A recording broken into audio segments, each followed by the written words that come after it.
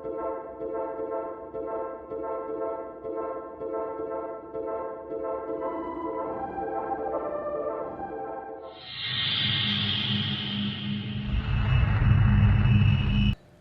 evening. I'm Catherine Dorsey, president of the Houston Gospel Music Coalition.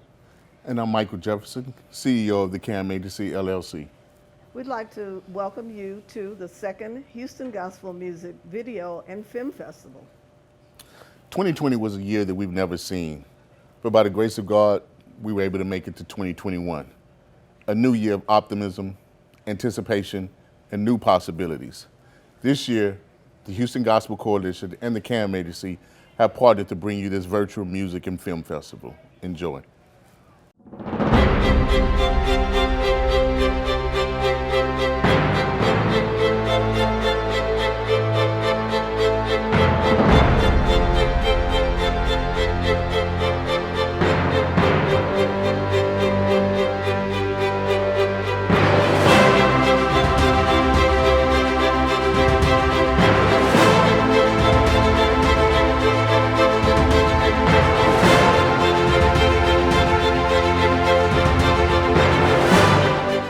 Hi, this is John Cruz, co-owner of Phil and Derek's Restaurant, and we're proud to be a sponsor for this year's second annual Houston's Gospel Music and Film Festival. Hello, I'm Congresswoman Sheila Jackson Lee, and I'm going to take off my mask, though I believe in being masked up because I'm socially distanced, and I want to be able to thank the Texas Music Coalition of Gospel Music and the Houston Gospel Music Coalition for inviting me to be part of the second annual Houston Gospel Music Virtual Film Festival and Video. Thank you, Catherine Dorsey, for all of your work that you do in gospel music. Let me thank you particularly because you have been with me from the very beginning, and you have brought to this experience all of those who participate with the coalition as we push for the gospel music heritage legislation that is now a federal statement of the nation's appreciation and love for gospel music. We have gone through some tumultuous times. COVID-19 has taken many of those who have sung gospel music, written gospel music. We miss them and we mourn them. And so I'm excited to have this great event that honors them and recognizes that although we've been through the hills and valleys, we have gospel music. The music that is uplifting and inspirational and God-fearing and praising his name. I am grateful that we will have this outstanding event to recognize and honor gospel music and the video and the virtual celebration that we will have. Again, I'm excited to have passed the gospel music heritage legislation, and we have celebrated gospel music heritage every September. We have celebrated in the Kennedy Center, and so many of you have participated. So many of you have been honored. So, in the honor of my dear friends who were honorees at the Gospel Music Heritage, Elijah Cummings, may he rest in power, and John Robert Lewis, may he rest in power, I know that we will celebrate gospel music in this great, outstanding event. Congratulations to all of you. Hello, this is Mayor Sylvester Turner, and I welcome you to the second annual Houston Gospel Music Video and Film Festival. This year, the festival is different due to the COVID-19 pandemic, but the show will go on because Houston is a city that has a rich tradition of gospel, Christian, and inspirational artists. Fortunately, many of those talented performers and film and video makers are passionate about sharing their work with the rest of us. I congratulate Catherine Dorsey of the Houston Gospel Music Video and Film Festival and Michael Jefferson of the CAM Agency for making the virtual festival possible this year. The festival will provide much needed education, performance opportunities, and exposure at a critical time. Our country needs healing right now, and COVID-19 forced the cancellation of several productions that impacted the industry last year. During this two-day virtual event, you will witness original works by independent filmmakers, music and video producers, and visual storytellers. So sit back and enjoy today's program, which is filled with encouragement, faith, and unity. I send my best to everyone involved in making the Houston Gospel Music Video and Film Festival a huge success. Hi, I'm Alfred Cervantes, and on behalf of the Houston Film Commission, welcome to the 2021 Houston Gospel Music Video and Film Festival, brought to you by the Houston Gospel Music Coalition and the CAM Agency LLC on camvision365.com. Enjoy the show. I've had many tears and sorrows, and I've had questions for tomorrow. There've been times I did know right from wrong,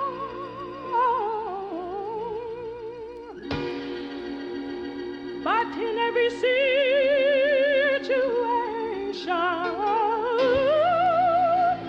God gave me blessed consolation that my trials only come to make me strong.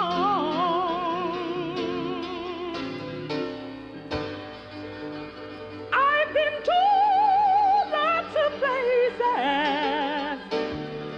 and I've seen so many, many faces. There have been times I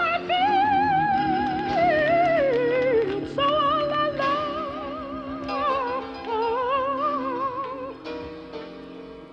But in those lonely hours, yes, those lonely hours, Jesus, He let me know I was His very own.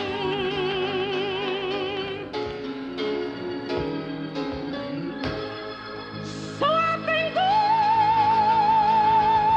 through my mountains, and I thank Him for my valleys, and I thank Him for the storms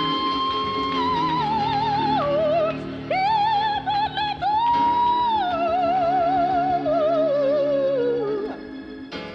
For if I never had one problem, I would not know that God could solve them. I would not know what things God can do.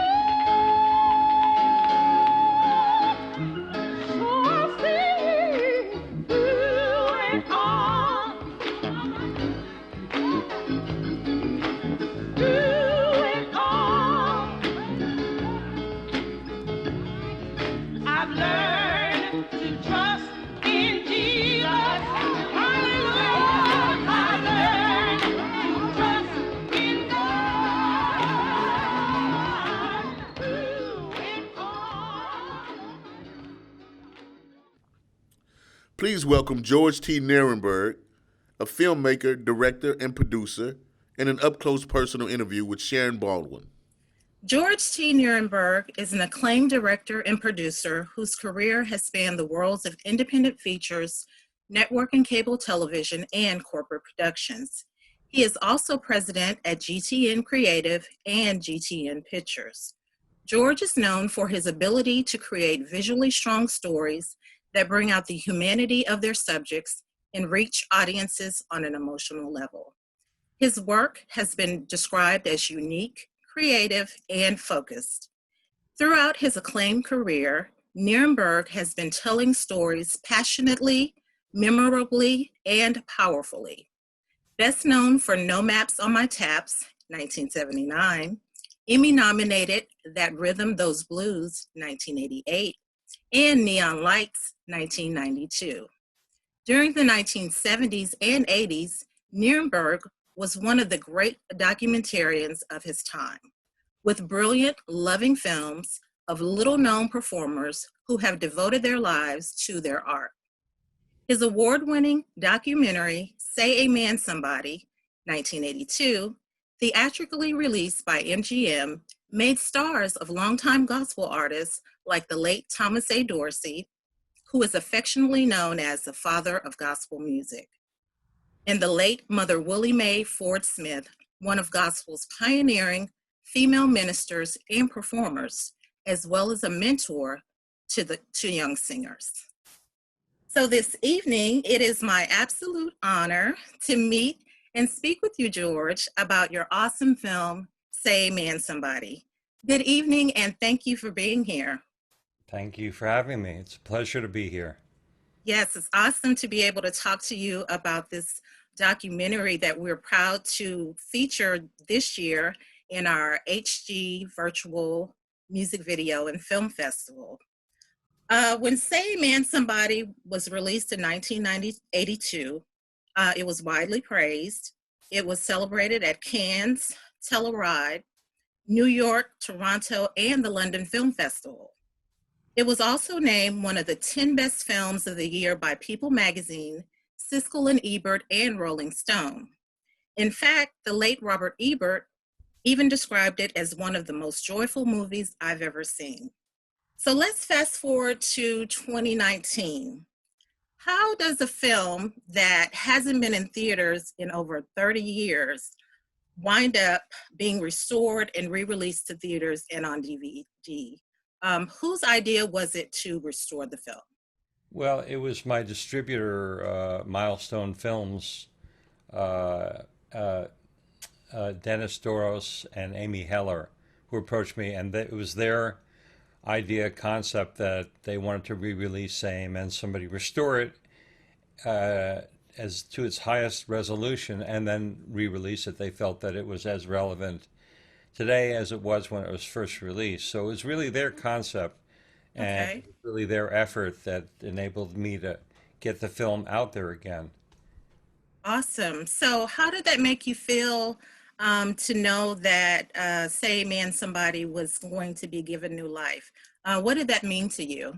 Well, it meant to me that new audiences were going to be able to see it and appreciate it. Right. But it wasn't until it finally actually got out there that I realized that it was like time traveling for people. Mhm. A lot of the things that are in Say Amen Somebody are very touching on a human level. People Right. can relate to them. But they're about a time and place when the religious experience in church was different than it is today. Music Absolutely. was different. It was more traditional. Contemporary hadn't really hit, so that people who were going to the church and listening to the music for a different reason than they are today. So for a lot of people, they were able to re-experience or have an experience as if they had it when they were back then. If they were either alive at that time, or they were the children of people that were alive at that time, or they were children of people who were living it back at that time, they could have an experience again. So it wasn't like they could just learn the lessons, but they literally could experience the music and have a religious experience in the same way. And that for me was tremendously gratifying in a way that I never anticipated. Wow, wow. And me being a church girl, I grew up in a church much like that was shown on the film. In fact, the O'Neill twins, which were featured in the documentary, I remember the church I grew up in, they would come to our church almost yearly and sing. So that was, when you said time traveling, I definitely, when I saw them, I was like, I remember them as a little girl coming to my church. So Yeah. that was awesome, definitely awesome to see. And the younger generation needs to be able to see a documentary like that to appreciate that type of gospel music. Yeah. Absolutely. Yeah. So, what inspired you originally to make this documentary? I know from my research that in 1982, I keep saying 92, but in 1982, when the documentary was originally filmed, when it came out, you were a 28-year-old young Jewish man. So, what was the interest? What inspired you to even want to do a documentary about pioneers, men and women who were pioneers in African American gospel music? Well, my film about black jazz tap dancing was very successful. Hmm. And I felt that I had spent a lot of time within the African American community and felt very comfortable in that environment. And I was looking for another idea. It Right. was also about black music, black culture. And Ry Cooder, a musician at the time, suggested I start going to black churches and Hmm. listening to gospel music. His exact words were, "You ought to go to black churches. Those cats are really neat." So I started Wow. listening to music and I fell in love with it. And I said, "This is amazing. And I'm going to make a film about that." And it was just then to decide who's going to be in the film. Right. And ultimately, I chose the people you mentioned: Thomas Dorsey, Willie Mae Ford Smith, the O'Neill twins, the Barrett sisters. Those were the artists that were featured. Right. Absolutely. Well, that's awesome. So, George, this is our second year running the HG Music Video and Film Festival, and our first time doing it virtually. Like many other festivals and many other organizations, period, we've had to pivot in this COVID-19 era.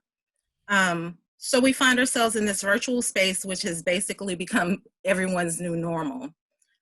Part of the Houston Gospel Music Coalition's mission is to support artists and who perform or produce anything that will enhance the presence of gospel and gospel music. In 2017, our president, Catherine Dorsey, decided to expand our scope and to include inspirational music videos and filmmakers. What advice would you give aspiring filmmakers and documentarians, especially those who have an interest in telling stories from an inspirational perspective or about gospel music? Well, I would say go for it. I mean, if you have a story that you want to tell, that's what it takes. Hmm.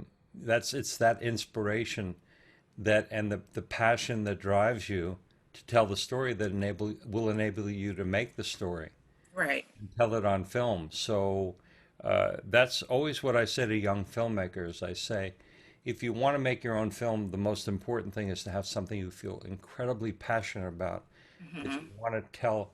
You want to tell that story above and beyond anything. And when I was starting out, I would do. I mean, people never thought I would do what I would do. Never thought I'd make the film on jazz tap dancing or the one on gospel music. But Right. despite all obstacles, I did it because I was totally committed to making it. So if you're really committed to doing it, you can really do it. Right. And so that No Maps on My Taps, that's the other documentary you're referring to. Yeah, Yeah, I'll definitely have to check that one out as well. the one on jazz tap dancing, right? Okay, that sounds awesome. So finally, is there anything else you have in the works as far as film projects our audience should be on the lookout for? Well, I'm actually I'm making a film about sleep apnea right now. Oh, wow. It's a disease that I suffered from for most of my adult life. Okay. When you stop breathing while you're sleeping, Mm-hmm. literally, you deprive your brain of oxygen throughout the night. You're stopping multiple times, so it leads to heart attacks, strokes, diabetes, high blood pressure, depression, and yet most people don't even know that they have it. It's Right. very prevalent in the African American community, Mm-hmm. and something that I've really suffered from. So my feeling is that, and people don't know much about it because it happens when you're asleep. Right. All you know is you're tired all the time. Hmm. And so my feeling, and 1 billion people worldwide suffer from it. 80% Wow. don't even know that they have it. Right. So you can imagine how much of a problem it is. People fall asleep at the wheel. People Mm-hmm. get in accidents. People are falling asleep in all different various places, not knowing that it's because of the sleep apnea. They're living in a fog, or Right. plus they're depriving them, so that they're. So my feeling is, if I could be as successful as I was with my other films, with this film, I could really make a difference and in fact save lives. Absolutely. That's what I'm Absolutely. devoting myself to. Yeah, because that's really scary to be asleep and then you stop breathing like that, and you're unaware. Yeah, that's really scary. And people need to be informed about that. And so I should just mention, if there's anybody listening to this, Hmm. that they themselves are suffering from snoring or sleep apnea or aren't aware of it and are interested in actually being in the film, they should contact me Okay. at a very simple thing. I'm going to say sleep apnea film at gtncreative.com. Okay. Give that again. Sleep apnea film at gtncreative.com. All right, that's awesome. Yeah. So if anybody who's suffering from the condition and would like to be in the film, they just reach out to you at that email. Right? Or they can go to our website, sleepapneafilm.com, and they can Okay. reach me through that.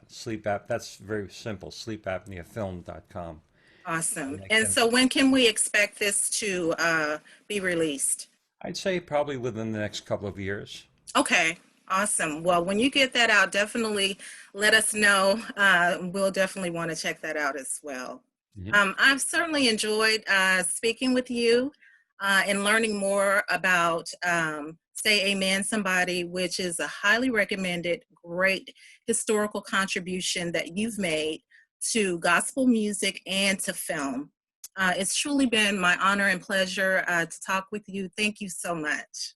It's an honor as well to speak with you, and it's to have it, the film presented in your festival. Thank you for inviting me, and so why don't we all just watch the film now? Okay, but before we get to that part, I need to say that tonight, the 2021 Virtual HG Video and Film Festival is proud to be able to present one of the most acclaimed music documentaries of all time. George, it would be our great honor if you would go ahead and introduce the film. I blew my cue. Totally blew my cue. We'll leave the blooper in there. I gave it too early. Okay. And so now, say amen, somebody. Thank you so much. Down through the ages, gospel of what? What did they say it was?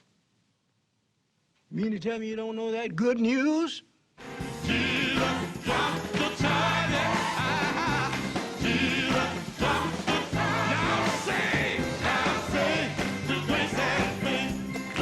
It's a feeling within. You can't help yourself. I feel like I can fly away. I forget I'm in the world sometimes. I just want to take off. I know someone who has everything, and he is my everything, and I'm happy just to know that I'm his child. Times at night, you know my way gets drill. I can hear my God saying,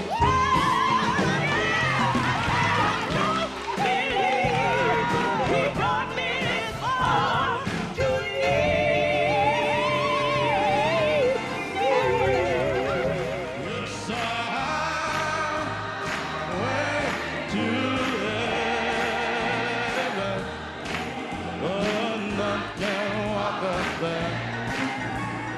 But the pure and humble, it's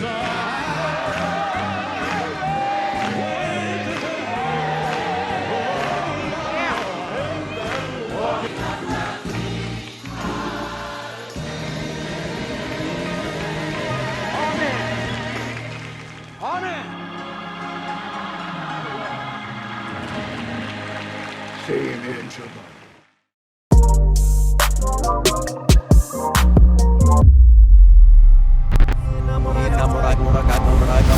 It ain't no question I'm blessed. Not to mention the Benjamins and Benzes got breath in my chest. A good bill of health and I'm building my wealth that won't settle for less. Can do anything cause he's strengthening me and I pass every test. Just wanting the best. I got on my knees. Started thinking of his goodness and then I forgot all my needs. That's how it be. When you serving the one that's deserving of all that you got and everything you're working for, give you provision and with your permission take you to another dimension. I told you I got on my knees. Started thinking of his goodness and then I forgot all my needs. That's how it be.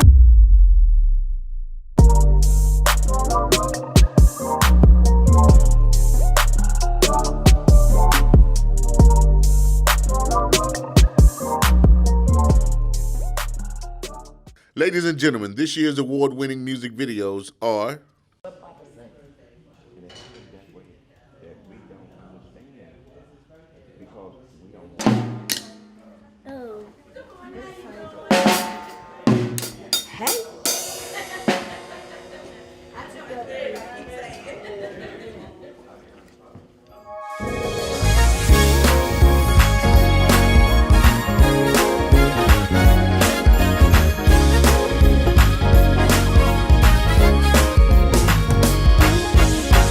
Lord, I thank you for all you've done. You sent your loving son. This world has never been the same since the man named Jesus came. I want to praise you for all you've done through Jesus Christ. The victory has been won. Help me praise him with the clap of your hands. Help me praise him all over this land. It's okay to do a little dance. Help me praise him with the clap of your hands.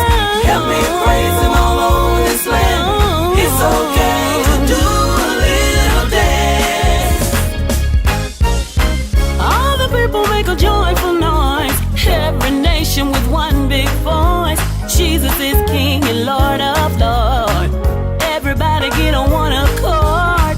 I want to praise you for all you've done through Jesus Christ. The victory has been won. Help me praise him with the clap of your hands. Help me praise him all over this land. It's okay to do a little dance. Everybody help me praise him with the clap of your hands. Help me praise him all over this land. It's okay to do a little dance. Now play it for me, boys.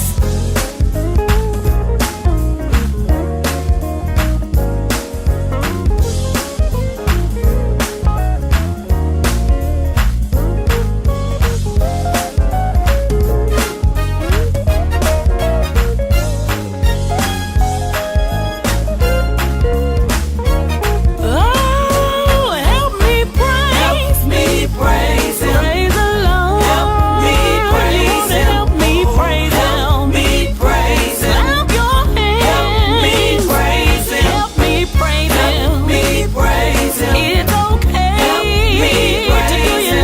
little dance. Help me praise You ought to him. help me praise. Help me praise him. Everybody, Help me praise don't him. be ashamed. Help me praise him. Praise the Lord. Help me I praise praise him. him all the time. Help me praise him. He's so good. Help me praise him. He's so good. Help me praise him. You ought to help me. Help me praise him. Help me praise. Help me praise him. We'll always praise together. We'll always praise together. Yes, we will. We'll always Together. praise together. We'll praise. We'll always praise together. We will always praise together. No matter what time or day. We'll always We'll praise him. praise together. We'll always praise together. We'll praise him. We'll always We'll praise him. We'll together. We'll praise him. We'll always Yes, we will. praise together. Tell him what we'll do.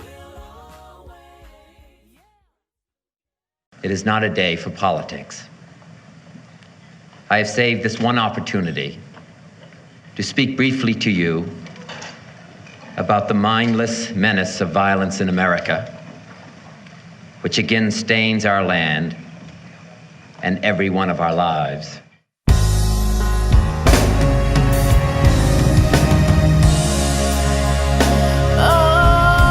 It is not the concern of any one race. The victims of the violence are black and white, rich and poor, young and old, famous and unknown. They are most important of all, human beings whom other human beings loved and needed. Oh Lord, I pray that you would keep me today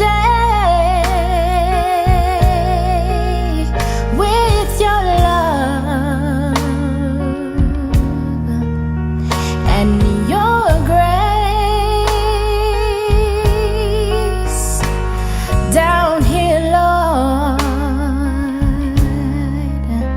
among this human race. So let your love, let your love, let your love shine on me.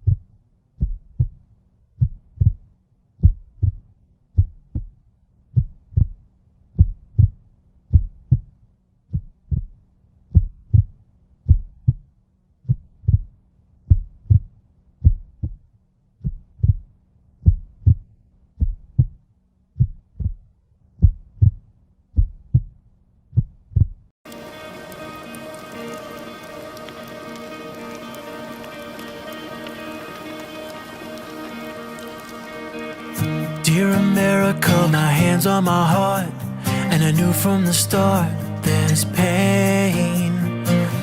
Dear America, can we still be the land of the free and brave?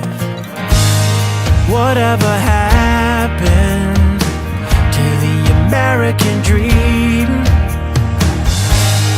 When will we wake up and realize we're not all free? Why have we grown apart? If we can mend our broken hearts, why are we so unjust? If we say in God we trust, how many heroes will fall until there's no one left at all?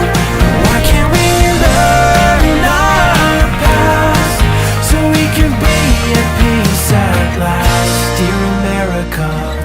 Dear America, my love is the truth, and I'm pushing you through to change. Dear America, will we just ignore the war on the poor and shame? Whatever happened to when our kids could be free, safe in their own space and not afraid to learn and be? Why have we grown apart?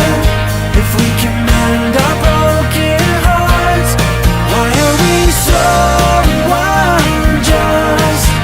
If we say in God we trust, how many heroes will fall until there's no one left at all? Why can't we learn our past so we can be at peace at last? Dear America,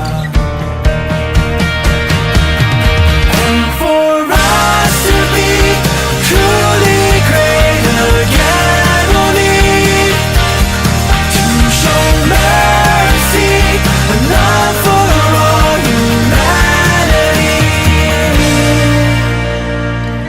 Dear America, my hands on my heart, and I knew from the start there's pain. Dear America, can we still be the land of the free and brave? Why have we grown apart? If we can mend our broken hearts, why are we so unjust? If we say in God we trust, how many heroes will fall until there's no one left at all? Why can't we learn our past so we can be at peace at last? Dear America,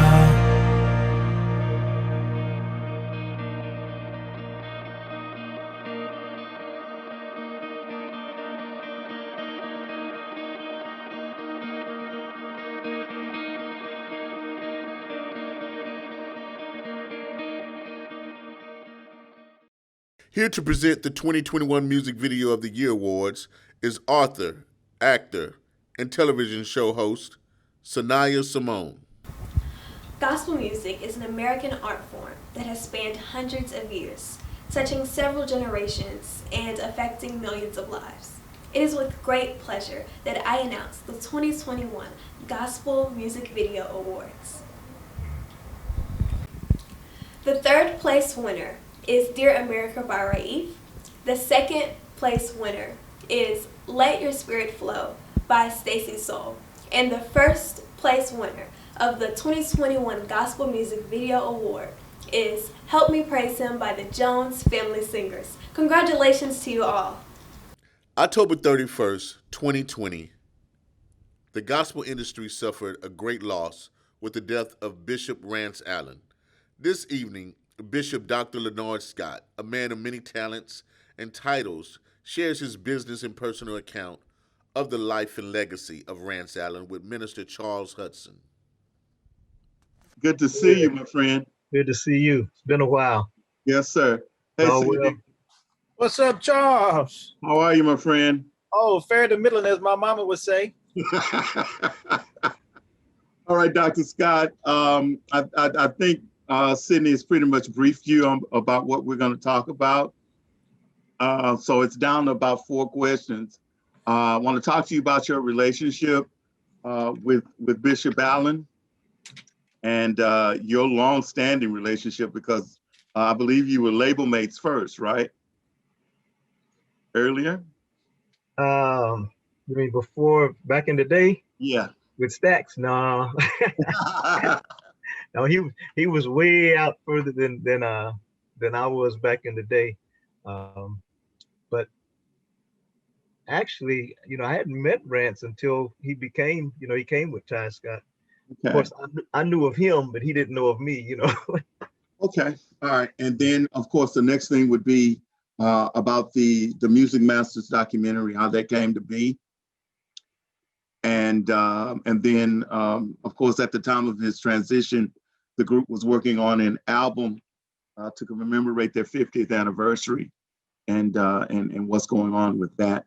And then I'll ask you to introduce the film, okay? Okay. The film is the Music Masters. It's the Music Masters documentary. That's what. Documentary on Rance, Music Majors. Yeah. Okay. Music Majors. Music Majors. Yes. You look like Santa Claus with that. Yeah, I wish I could have gotten employed last month, but anyway, right along. All right, we're recording. Well, we were already recording, so we'll start in 5, 4, 3.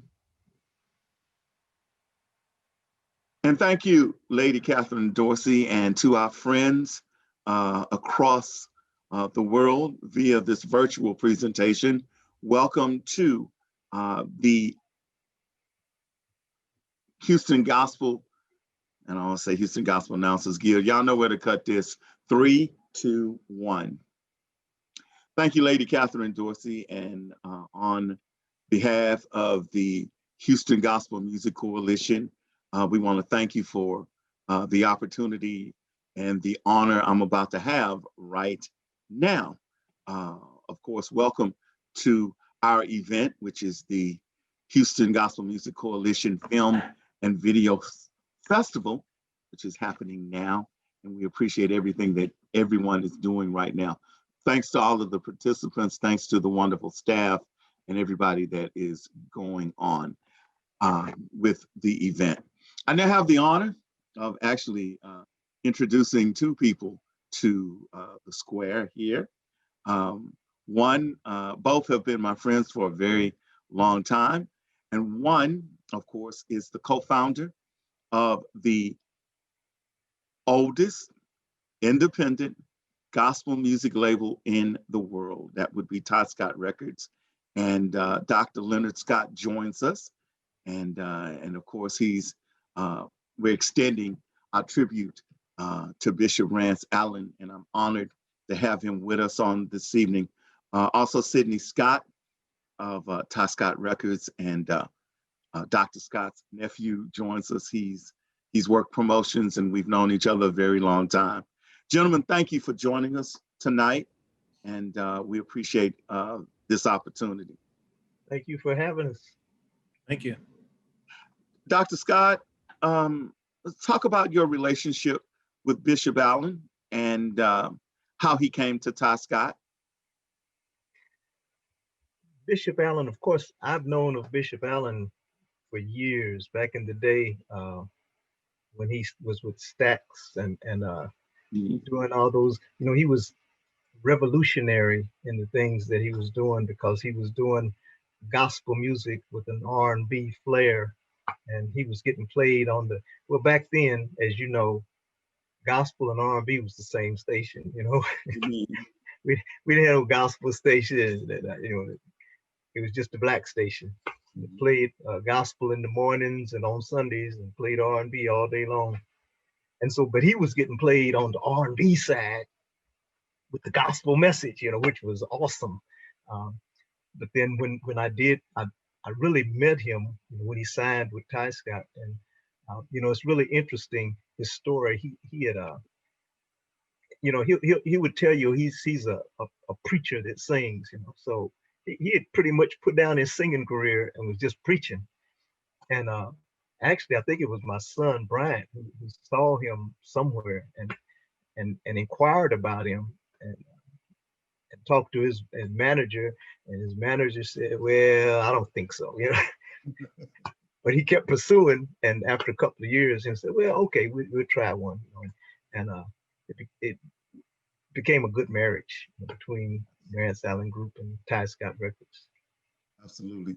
Sydney, you traveled with Bishop Allen, of course, as being part of the Ty Scott family. What was that experience like? It was great. Being able to be on the road with him and to assist him in what he was doing. And then discovering that some of the people that he had played with through the years, that he were friends with or knew that my father had played with when my father had started out in his career in entertainment and music. So it made the relationship between me and Bishop Allen a little bit more closer, even off the stage and off the pulpit, just to kind of dialogue about these legends that either played on his album through the years, and he just imparted, you know, a lot of wisdom and guidance and just extended a lot of trust to me in regards to being on the road with him. I remember when the brothers in Cecilia said, "Hey, you know, we trust you, Sid, to go on the road with Bishop. Here are some of the things that he need." And after they tested me, I proved that I could handle it. And from then on, anytime that Rance was going on the road or something, you know, Doc O'Brien said, "Hey, you need to go on the road with them and make sure everything is taken care of." And anything that Bishop needed, you know, I kind of followed through to make sure that he was taken care of, you know, as a person as well as his performance. Absolutely. We're talking with Dr. Leonard Scott and Sydney Scott, both of Ty Scott Records, on this special edition of the Houston Gospel Music Coalition celebration and their film festival. Let's talk about Music Majors. How did that idea for that documentary come about? Sydney, you want to address that? Well, I remember I had a conversation with Bryant. It was earlier on, and I was, you know, we were just doing records. I said, "Man, you know, we need to probably do like a type of documentary or film on Rance because of his reach, you know, just his history, the foundation that he has laid musically and ministry wise, you know, through his approach with gospel music."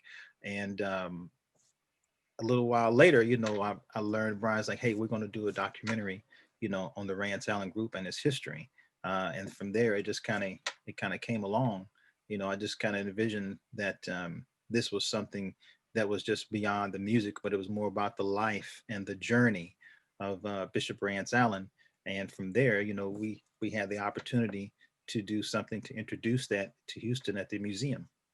Absolutely. I was about to go there next. I still remember Rance with the cowboy hat that Council Member Dwight Boykins gave him at the premiere.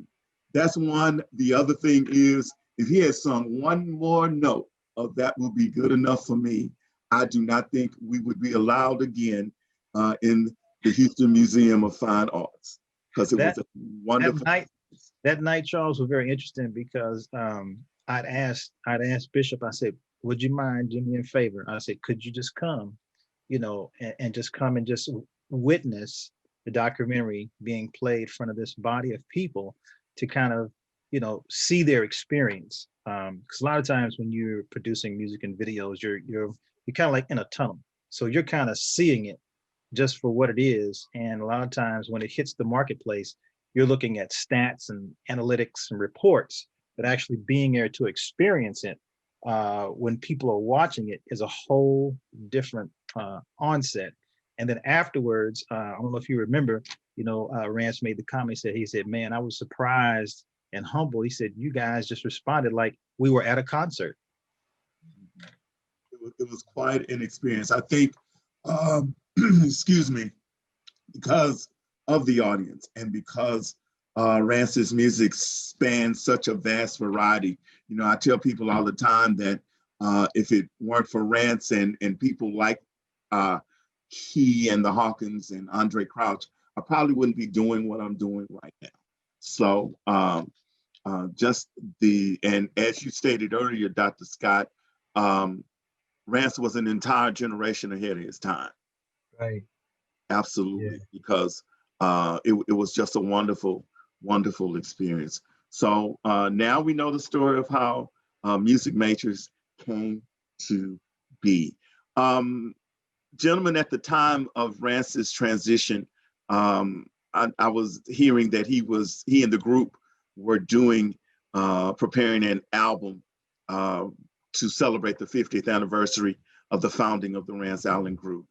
And things were still being worked on. And now I've heard through the grapevine that some aspects of that are still being worked out. Is there anything you can share with us? Go ahead, Doc. Well, of course, we had big plans. You know, one of the songs, of course, one of Rance's biggest songs was the song that Kirk Franklin wrote, something about the name Jesus. Mm-hmm. And for this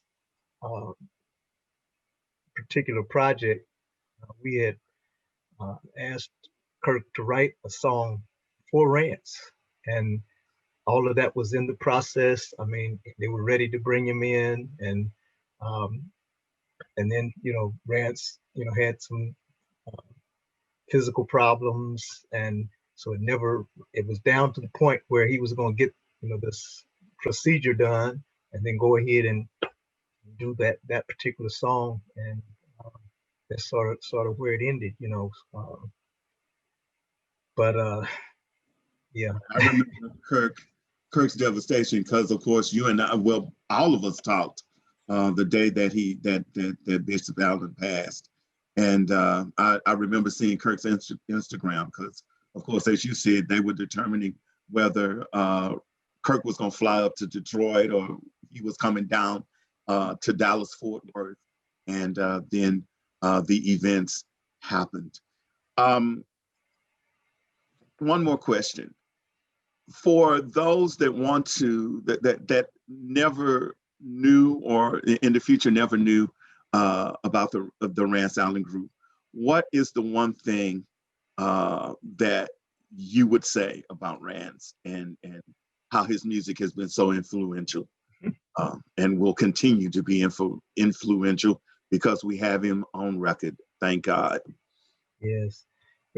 Rance Allen has not only influenced the public through his singing, he has influenced the public by directly influencing so many other artists that will tell you that they have been influenced by Rance Allen, you know, many of them. And I don't know if there's any greater tribute than for your peers, you know, to be impacted by your style and by your anointing. And before we go, we want to thank both of you for taking time out of the schedule to be with us on tonight. And we appreciate both of you. Dr. Scott, I'm going to leave it to you. And the Houston Gospel Music Coalition is excited that Music Masters is part of the schedule for the festival. It would be our honor if you would introduce the film. Oh, I would be honored to do it. So sit back and enjoy the Rance Allen and the Rance Allen Group and the Music Masters documentary. Okay, gentlemen, we are out. That's more than enough information. They'll cut it up.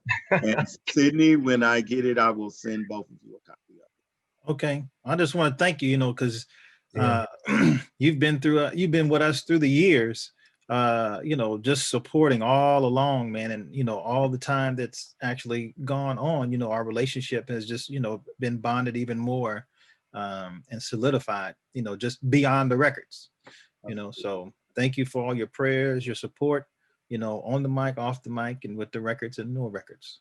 Right. Absolutely. You know, you guys have always we've always treated each other like that. So it's just an extension of what we do. Gentlemen, I thank you very much. Thank you. I need to get this to the editor so they can go ahead and do what they need to do. Thank you very much, and y'all have a good evening. Bless Sid you, sir. And Doc will be in touch, all right? All right. Bless Thank you, you. Charles. Bye-bye. Love you guys. Bless you. Love you too. Love you. Bye. Bye-bye.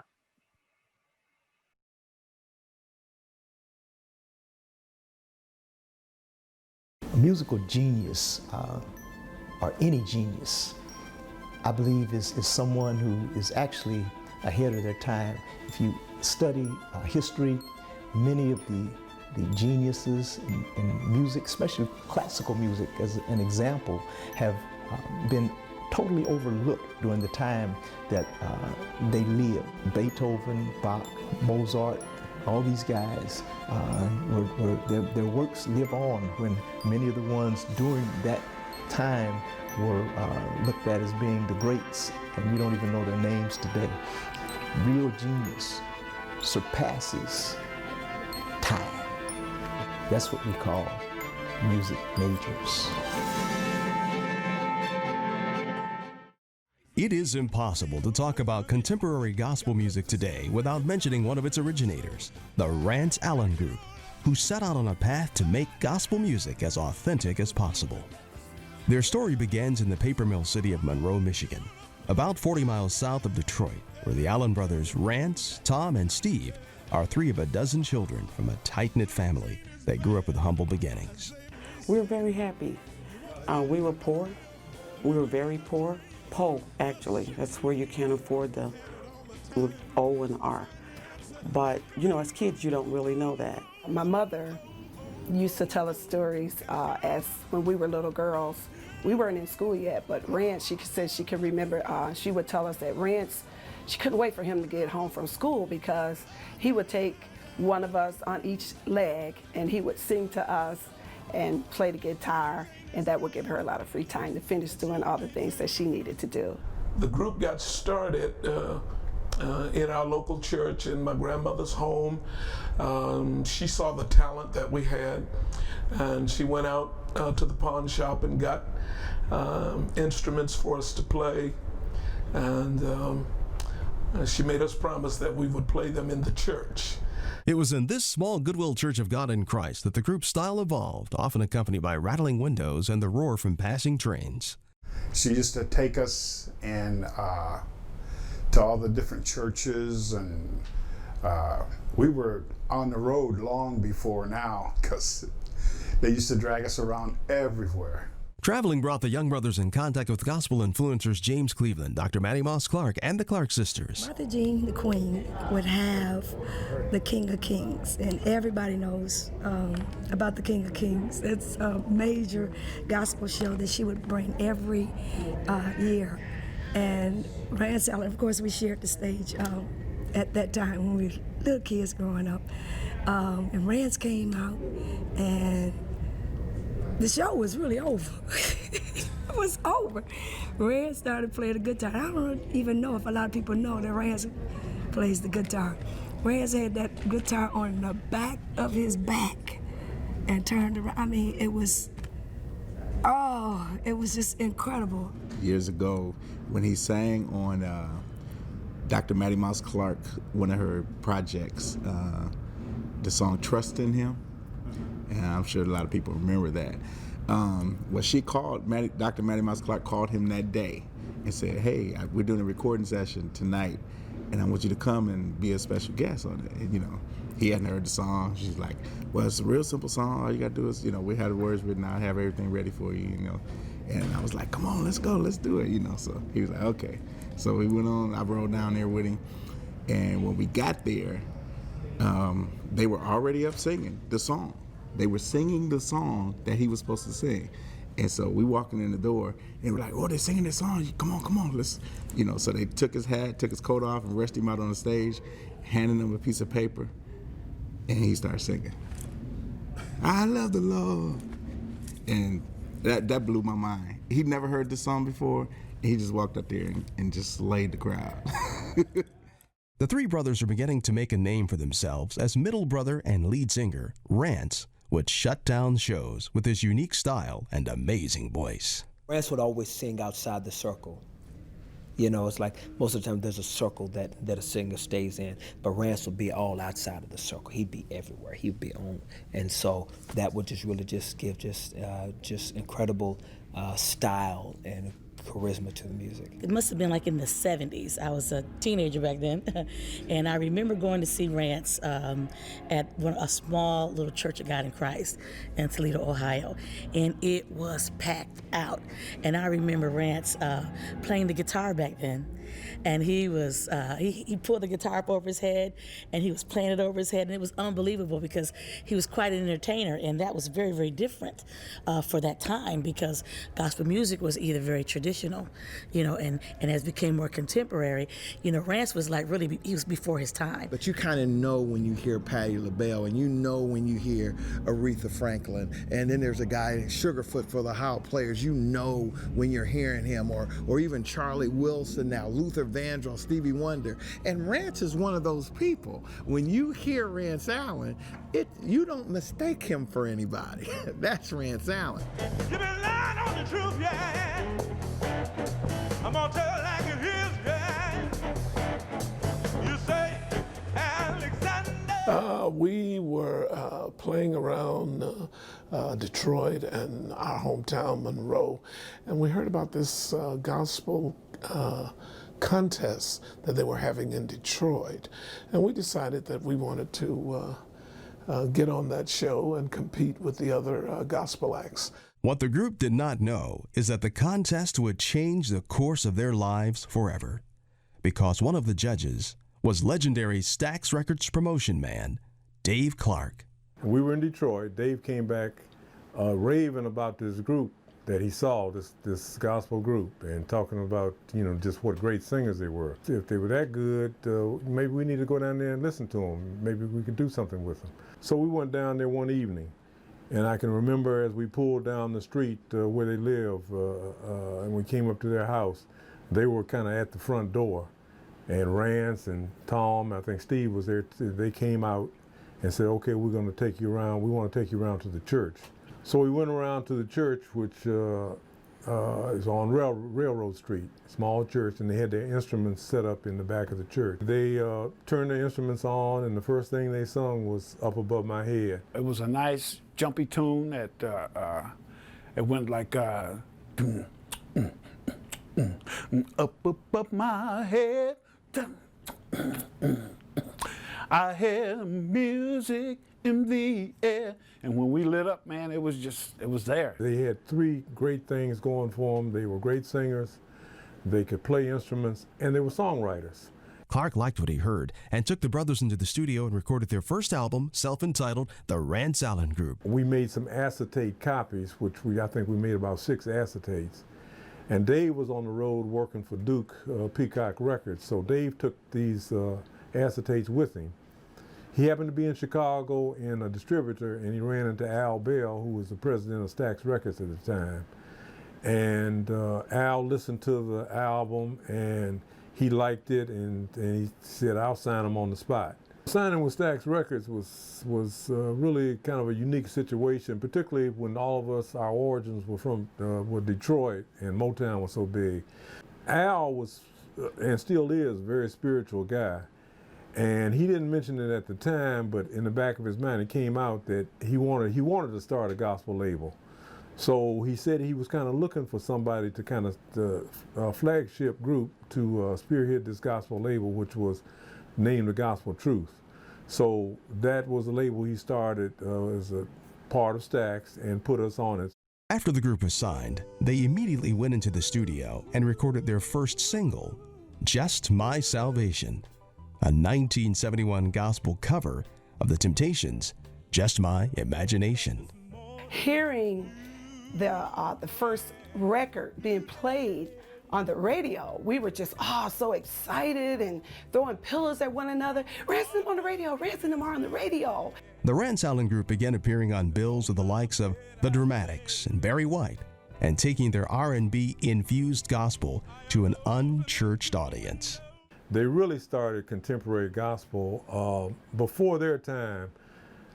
Gospel was great, but you had secular artists that would take gospel songs and turn them into secular songs. Nobody had ever taken secular songs and turned them into gospel songs. And they were the first guys to do that. And everything that's followed since then in the gospel field has been contemporary gospel, in the sense that so many artists have followed us in doing the same thing and blending the music of today with the gospel message and the gospel music. The group recorded 4 albums on Stax Records, performing across the country with label mates Isaac Hayes, Johnny Taylor, and many others. Their success was taking them to places they had never been before.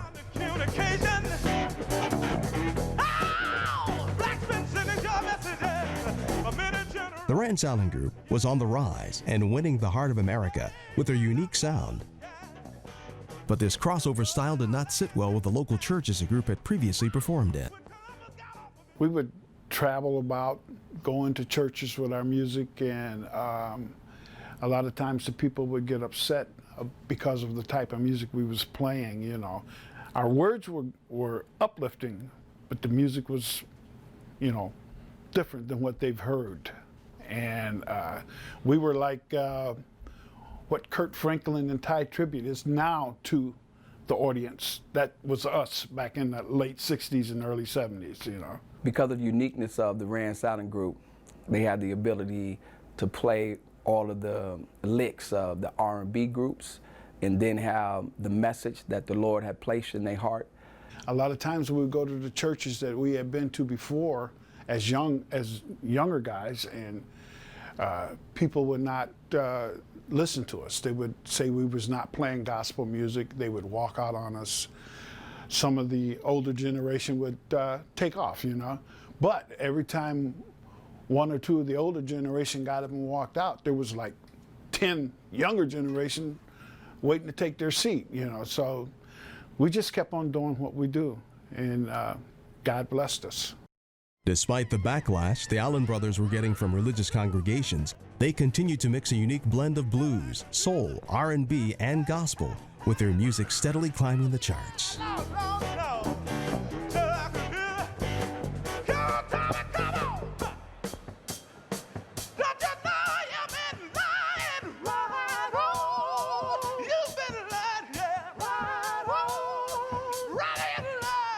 In 1975, the group recorded Ain't No Need of Crying, which sold 250,000 copies and became an R&B hit in many markets. You're crying, may only. But things would soon take a turn for the little group from Monroe, Michigan, as their label began to show signs of unrest. In the mid-70s, the music was changing, and of course, we know music always changes. It never stays the same. And Stax ran into what a lot of companies did during that period of time, and they ended up selling. And we moved from Stax to Capitol Records in Los Angeles. They only recorded one project with Capitol, the Say My Friend album.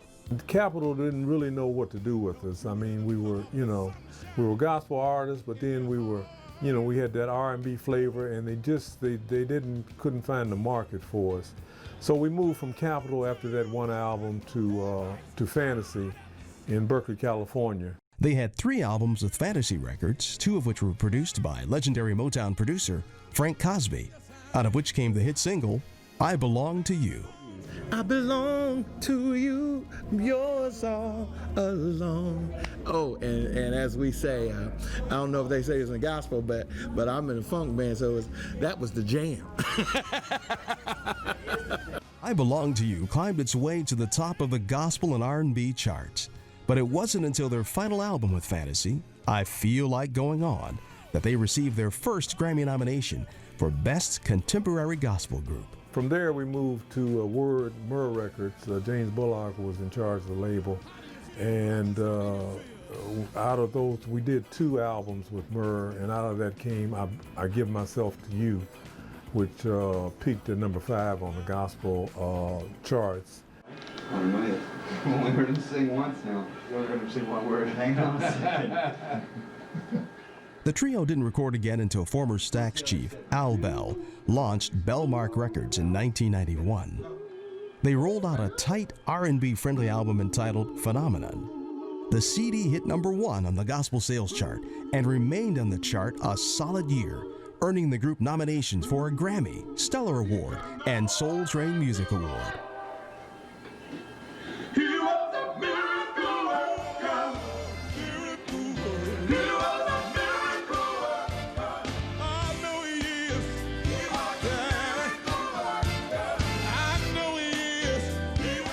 The lead single, Miracle Worker, received massive gospel airplay and even reached number 32 on the R&B single chart. 5,000 with 2 fish and some bread.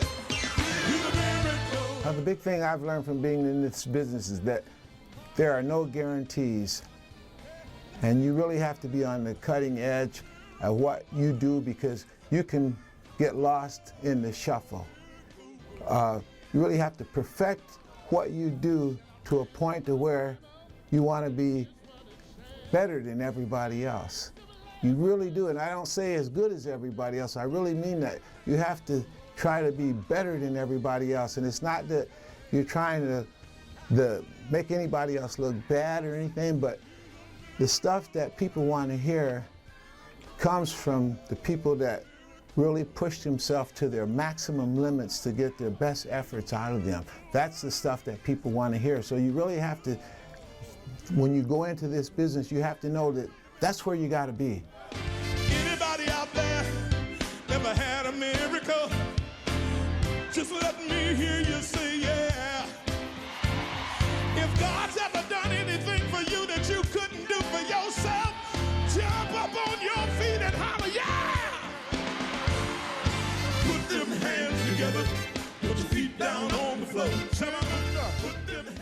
While they are one of the few groups that can master any genre of gospel music, it's the contemporary soulful gospel R&B, that's rhythm and Bible, that they are best known for. The state-of-the-art sound and modern instrumentation they began in the early 1970s, and touted as being ahead of its time, is heard throughout music today. They are one of the people who I base my ministry around because they're so versatile. One of my music mentors, a young man named James Gibson, who taught me how to sing. So he taught me quartet. And then when it came to contemporary, he started taking me to Rance Allen Group, listening to me hear songs like, I'll Take Jesus and, different songs, and showed me how you had to be able to just adapt your ministry compared to wherever you go. So then after a while, I started looking up and checking behind them. And then when I got to meet him in person, it was just, it was just all the best. Because, he's able to just flip the script. He can be traditional, contemporary, urban, quartet, whatever you needed the group to be. So they just so versatile. So they were definitely one of the people I based my ministry behind. Rance has been a great contribution to gospel music, I think, because of his uniqueness in the freedom in which he ministers. And as a young person coming up, seeing somebody minister with that type of freedom is very inspirational. And Rance will never be dated. He's so relevant. He was, like I said, he was before his time. So he was before his time then, and he's relevant today. So whatever he does, I think young people look up to him with that tremendous gift that he has and just that awesome anointing that he has. There's nobody like Rance, and I think he's one of those people that you can look up to and learn from as a young person growing up, never vocally trained. We're trained by people that we listen to, whether it be the late, great Mattie Moss Clark, whether it be, Bishop Walter Hawkins. Rance Allen is in the Rance Allen Group. It's one of those groups that influence gospel music still even today and relevant today. And you hear young people coming up, and when Rance walks into the room, he gets the respect of the young people, of everybody across the gospel genres, because he's that type of artist. And the Rance Allen Group, they're that type of mainstay and staple in gospel music, in the gospel gospel music industry today, well respected and well loved. The whole genre would have to discredit him just with his level of soul, just his level of rhythms, and just kind of his gut bucketness is something that you have to make sure that when you're doing gospel, like for me, no matter how pop I want to make a record, or how mainstream or how traditional, how churchy with organ or whatever musical sounds, it's something about that gut bucketness of gospel that when you think of it, you think of Rance Allen, that I always want to include in my body of work whenever I'm doing an album. So he's definitely influenced that just when it comes to the overall arc of a record, and to want to make sure that it has that gut bucket kind of drag. I've never been to Paris in the spring or the fall. I've never been to India, no. You know, first of all, I think about Rance from a couple different perspectives. Way back in the day, you know, I know that we all know about the song That Will Be Good Enough. I've never been to Switzerland, no. To see the Winter Games play. Oh, I've never been to New Orleans, oh. Carnival of Mardi Gras Day, yeah. Never been to London. On a foggy day, yeah.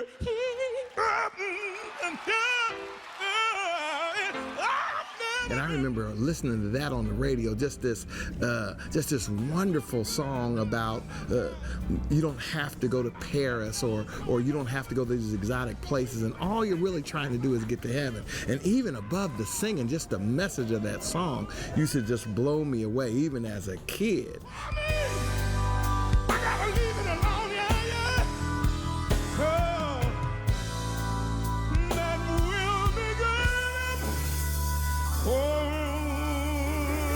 At what seemed to be the height of the group's career, the brothers took a mysterious break from the music scene. It would be a decade before these hitmakers would record again. 1980, I met the greatest male influence, I believe, in my lifetime, and that was the late Bishop G.E. Patterson.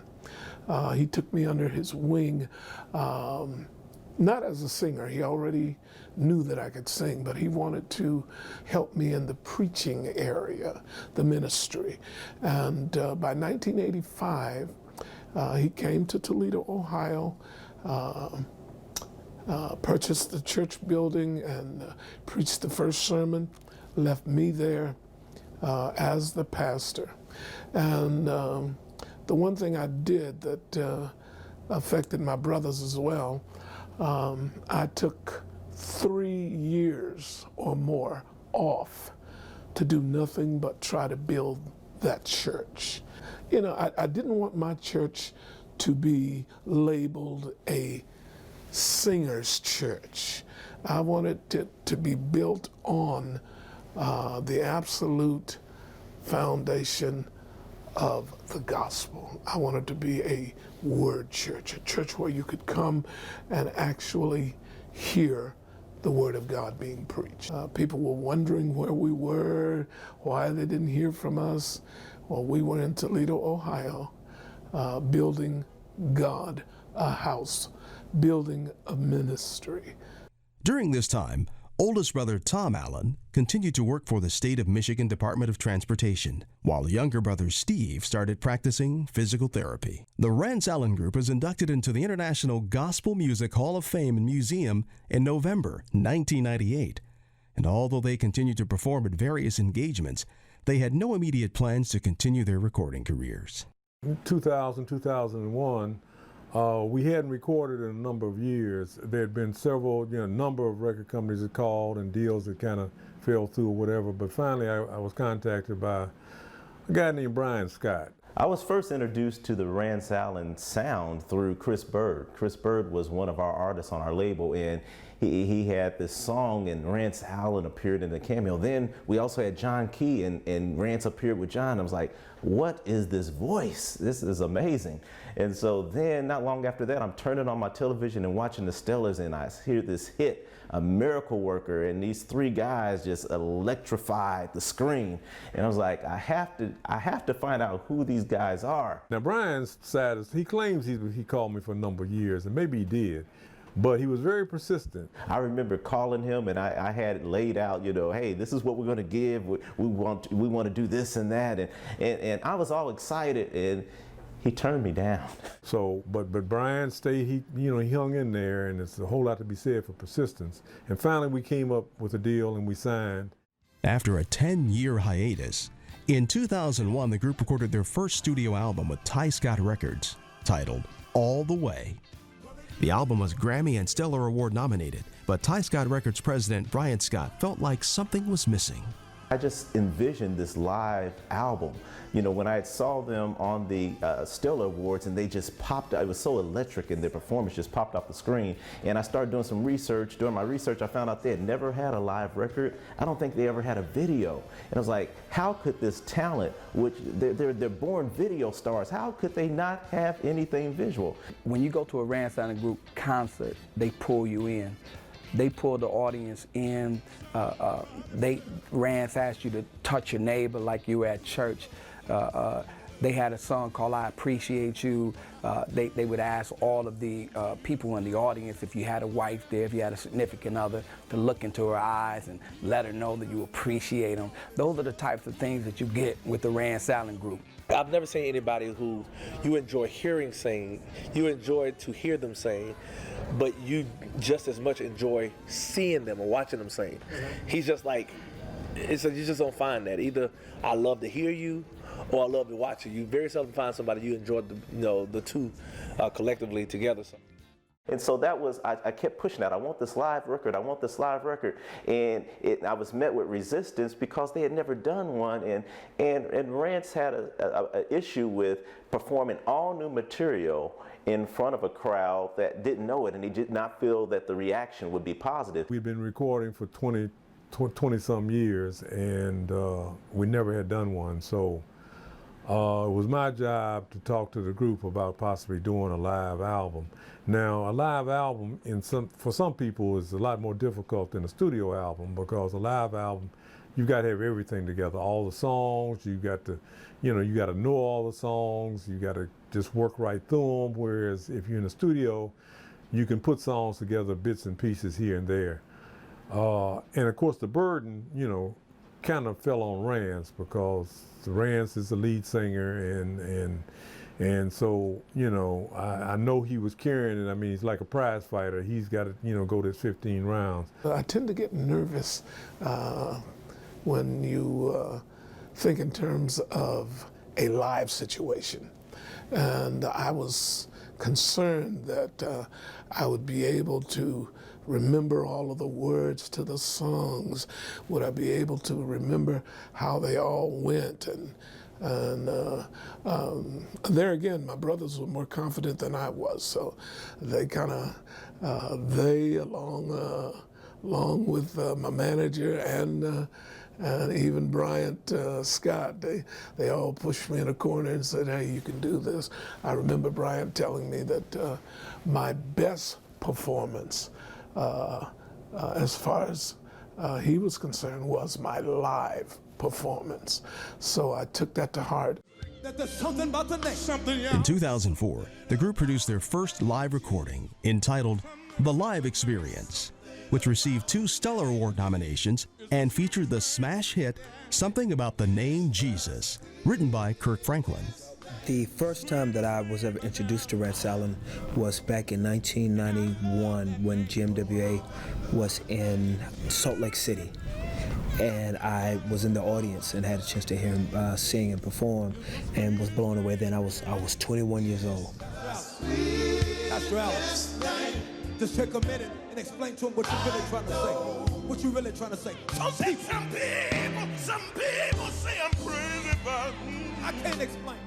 My second time being introduced to him was in 1995 at the Church of God in Christ convention in Memphis, Tennessee, and was blown away again. But this time I had a chance to be a little bit closer, and I saw his professionalism and his level of performance was so incredible that I was like, who is this guy? Who is this? First of all, who is this guy with this perfect perm that don't move, and why don't it move? And then his riffs and his vocal ability was something that was just really messing me up, just what it was doing. And so because of all that, I just really became just enamored with him over the last few years. Sweetest name I know. Wave at me if you love that name. Oh, how I love that name, Jesus. But I'm a huge Rance Allen fan, and I'm a huge Kirk Franklin fan. So there's something about the name Jesus, for me, is just that's got to be my favorite, and just the way he delivered it is just, I don't like to, I don't like to hear that song done without him. A lot of churches do it, but it's not the same.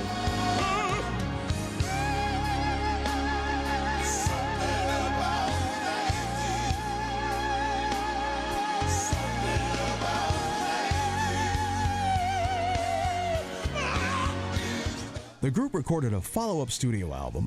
This project earned Rance Allen Group their first ever Stellar Award win and their first Dove Award nomination. In 2005, they received the BMI Trailblazers of Gospel Award, and in 2009, they received the Dr. Bobby Jones Legend Award. The music industry was starting to recognize the impact of the Rance Allen Group on gospel music. Rance Allen Group has had a profound influence on music, not only gospel music, not only sacred music, but even on secular music, the entire music genre. I've heard numerous artists say that they have been influenced by Rance Allen, his style, his persona. Artists such as Kirk Franklin, John P. Key, Dietrich Haddon, Fred Hammond, and many others say that Rance Allen has influenced their take on music. Whenever you can turn on popular shows today like American Idol, The X Factor, and you hear the judges actually comparing what the contestants are doing to Rance Allen and the Rance Allen Group, you know that it's influence. They have influence more than just gospel. And I'm not just talking about pop, but even country music. When you have country music singers doing riffs like Rance, when you have R&B singers trying to do the same harmonies and arrangements as a Rance Allen Group, you know that they have definitely had a tremendous impact over the last 40 years on all American music art forms. He left a trend that most people couldn't follow because he did so many chord changes in the song. You didn't know, you had to think where his next note was going to be. So, that's what I say about the special gift with all of those guys, man, for even them to come together to follow what Rance is doing lead vocal. You got to know what you're doing in the background as well. So the team, it's a team effort, the legacy and the legends. I just say, that's why I said you got to mix them with and put it together as legends and iconic at the same time, because look how much they've done. Following the smashing success of their first live recording, the group decided to celebrate their 40th year in music with a second live recording in 2011 entitled The Live Experience 2. In this room, and there may be people listening at home. Well, we know for me, one of the things I love about Rance Allen is just his consistency, to be consistently, to bring the, the anointing, the excellence that he brings, year in and year out for so many years, it's just something to let us know, God is able to keep you, God is able to, preserve you if you submit to his will, so to see that he wasn't one that just kind of came on away, but for so many years, able to deliver, even to this day. I mean, if he's on a concert with me or on television show with me, whether it's Celebration the Gospel, whatever, man, when he's hitting the stage, I got to be right there just to see. And it's you're never disappointed. If you're at home, you need to find you a secret place. Rance and the guys never lost sight of their goals and their objective to give God all the glory. And they've done that. They've made many sacrifices to do that. When the Rance Allen Group made it, we feel like as a whole city of Monroe, Michigan, we had all made it. We knew that if they could get there and they came from the same places, living on the same streets that we done, that we can indeed make it too.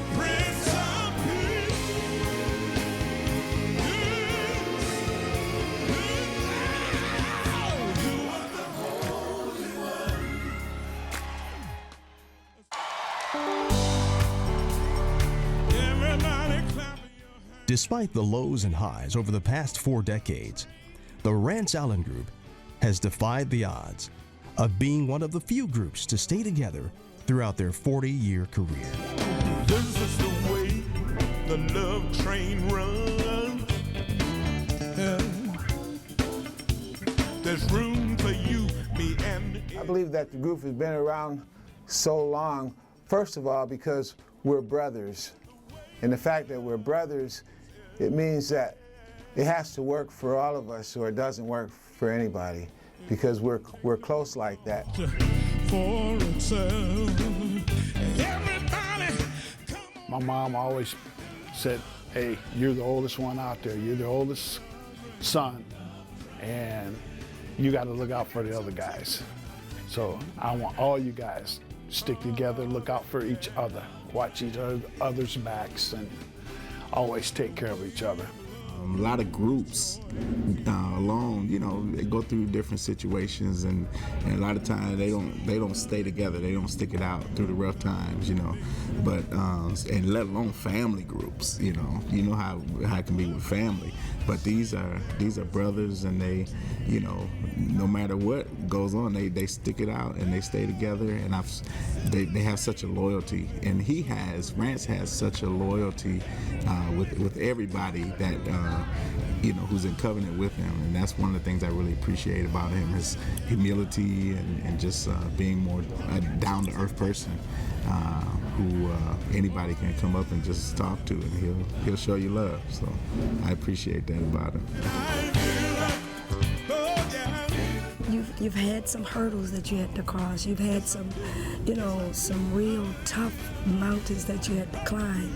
But through it all, and I think what really sustained Rance is because of his integrity, his nostalgia, his character. I mean, he really depicts a holy life. And when you have a person like that that's still around making an impact, you know, we must celebrate them and give honor to whom honor is due. We respect him, and we have such a level of high respect for his creativity and for his artistry. And you know, he's somebody that I will always want to be identified with. I want people to say my name along his name. You know, I just think that he brings so much credibility to who I am and who I'm trying to be. What I think is the secret to his longevity is that he's a kind man. We live in a culture that no matter what genre you're in, that is very hard for creative people to also be people. It's very difficult it's very difficult to be on a platform and to lead the platform on the platform and to walk off and to still be just good people. He's a very kind, endearing man. And you don't get the diva, you don't get the having to go through 20 assistants just to get to him, and the people will support that. They will always support what they can touch, and you can always touch Rance. Rance is always, you know, about being a blessing to the people. You know, he really ministers to the people. He really, you know, you can tell he has a heart for God. You know, he encourages the people. He's always encouraging me. Any concert I met, you know, the people love him. He loves on them. And I think, you know, that's what has allowed him to continue to do what he's done for so many years, because that shows a sign of humility. And God says when you're humble, he will exalt you. And so I think that's had a lot to do with the 40 years, which is amazing. You know, so many people don't get, you know, even 40 days in gospel, you know, so for him to do that for 40 years is a true testament of his commitment, faithfulness to God, and God's faithfulness to him. We sing because that's what we like to do, and I think if you do something because you like to do it, then it becomes a way of life for you. And it doesn't matter if you get real big or if you don't get real big. I mean, everybody wants to be big, but that's not why we're doing it. We do it because that's what we like to do, and if it happens to blow up really big, then God be the glory. But if it doesn't, we'll still have a good time because that's what we like to do anyway. If we weren't getting paid a dime, we would still like to sing. Every morning I thank God for the Rance Allen Group, I thank God for the band, and I thank Him for the music. Because I know that there's a lot of people in my life, friends, that would have no idea about God or would not care about Him as a certain lifestyle without knowing me. I believe our music has touched millions of people. You would not be able, I would not be able to tell you the countless numbers of people who have come up to me and said things like they were playing our music when God brought them out of a coma, when God healed them from a heart attack or a stroke. And whenever people bring up gospel music, I want to be, my brothers want to be, we want to be remembered for being a part of that gospel music force that did touch the world. He's unique. You've never heard anything like it, and you'll never hear anything 40 years from now. There will never be another Rance Allen. He's one of a kind. One thing about it, anointing and real talent is timeless. Audiences young and old, musicians and artists alike, can't deny the remarkable impact this legendary group has had on contemporary gospel music. No matter what decade, their music continues to be timeless and relevant.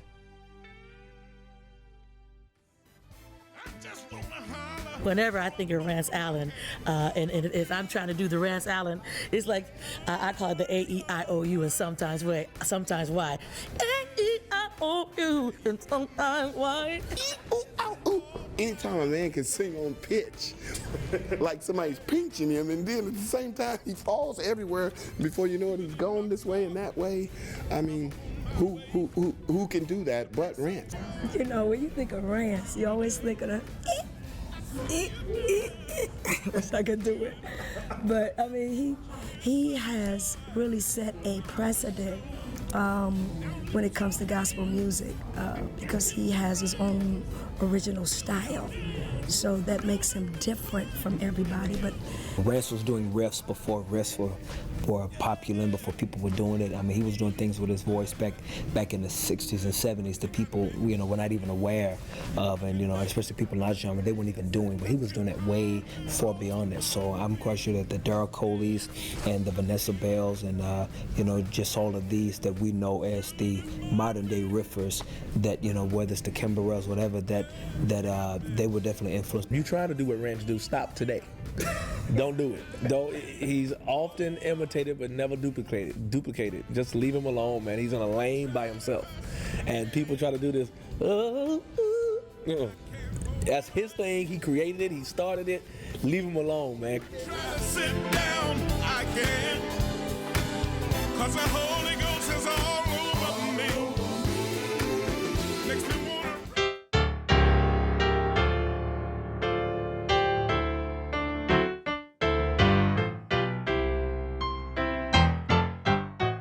praise Him, praise Him, praise Him, praise Him, Jesus.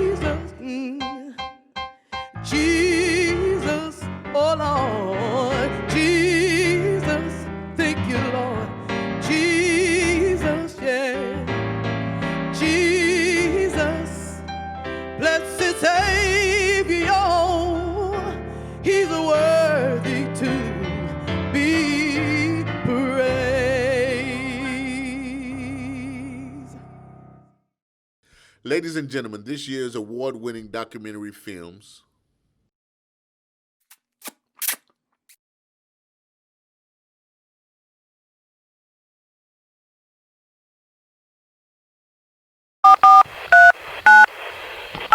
What's most stressful about being a full-time career professional and a caregiver to two loved ones is finding and balancing time.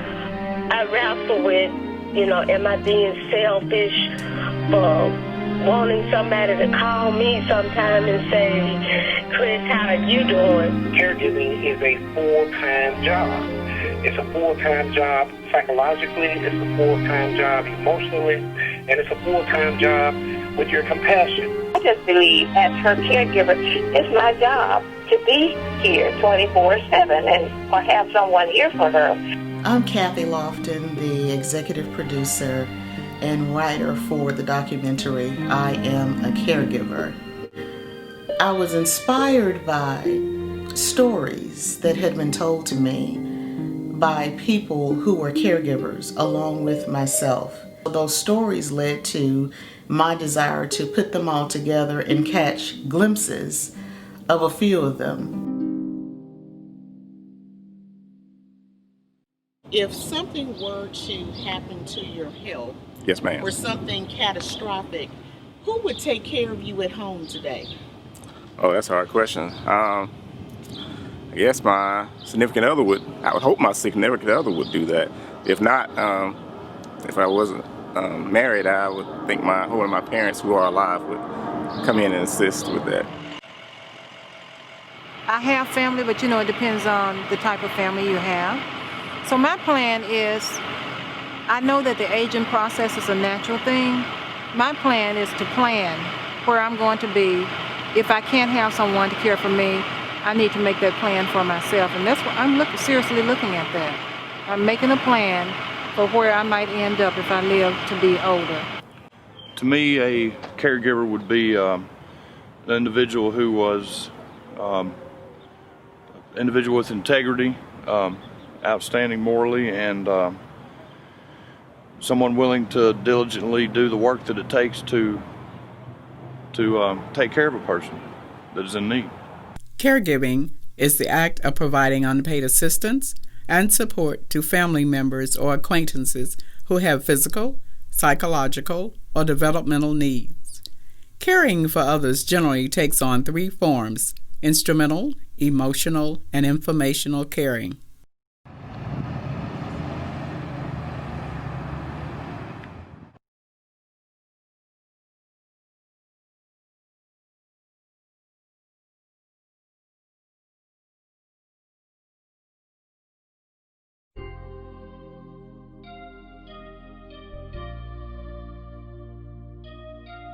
My name is Iris June Love Scott. I am Dorothy Mae Love's only daughter. I grew up in South Memphis, the old South Memphis, on Oaklawn Street with my mother and my father.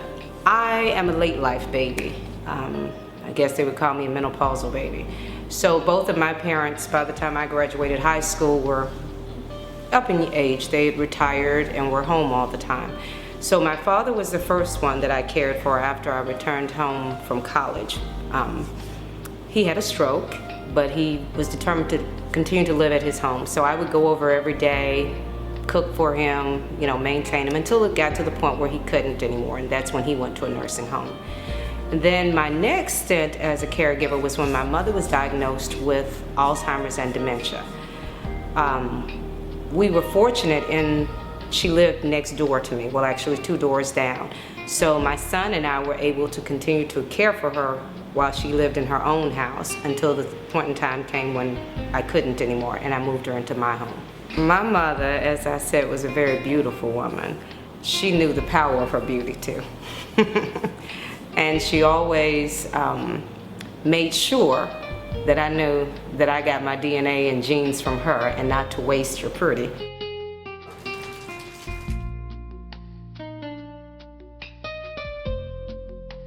And she lived alone for maybe 12 to 13 months after that, and then I moved her into my home. And I was able to continue to work until it progressed, where she started wandering off. and you couldn't lock her in the house, which I learned the hard way. My mother flagged down the sanitation workers and told them that she was kidnapped. And the police contacted me and told me if I didn't come home right then and unlock the door, then they would have to break the door. So that's when I made the decision to come home. The caregiver will take on the role of caring for the loved one, but at the same time, they have other responsibilities. About 2/3 of caregivers are working. It could be part-time, full-time, so there are work responsibilities. Caregivers also care for other members of the family. They may not necessarily be ill, but still there are other members of the family who are relying on the caregiver to provide care. I was a director at a nonprofit organization. And the times, as my mother got progressively worse, I could not take 8 hours and be away from her. I would prepare her breakfast in the morning, set her, she was still gardening and everything, so I could let her do her gardening. I would have to come back at lunchtime, feed her, check on her, go back in to work, come back about 3 o'clock and check on her, then go back to work. The stress of that, I'm sure, I'm going to take ownership. I probably was not performing my best at work because my attentions were divided. In the case of job performance, the employer may or may not be sensitive to the caregiver's needs, and that can lead to career problems.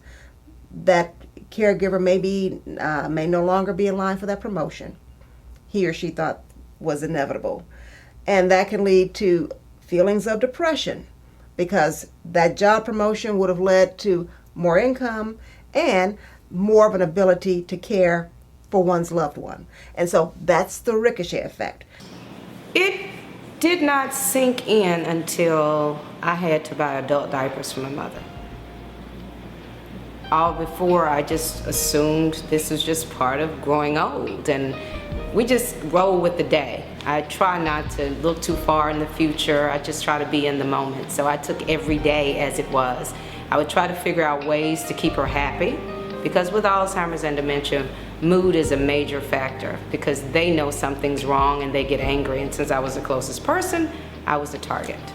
Well, as my mother started to decline deeper and deeper into the Alzheimer's haze, as I call it, she would forget that she hadn't bathed. So every day I would have to initiate bath time, and like a child, she would resist bath time.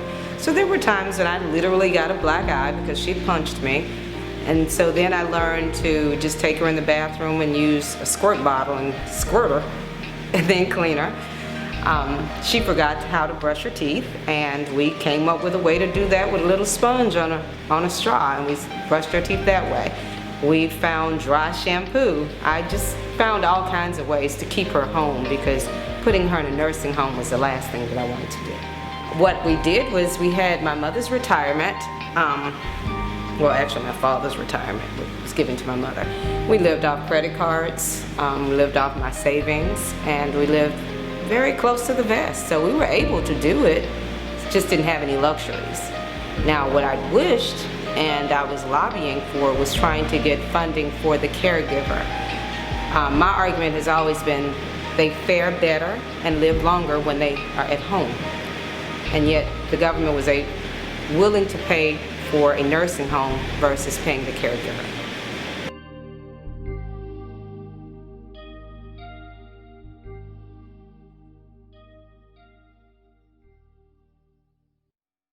We are seeing more formal caregiving within certain racial and ethnic groups.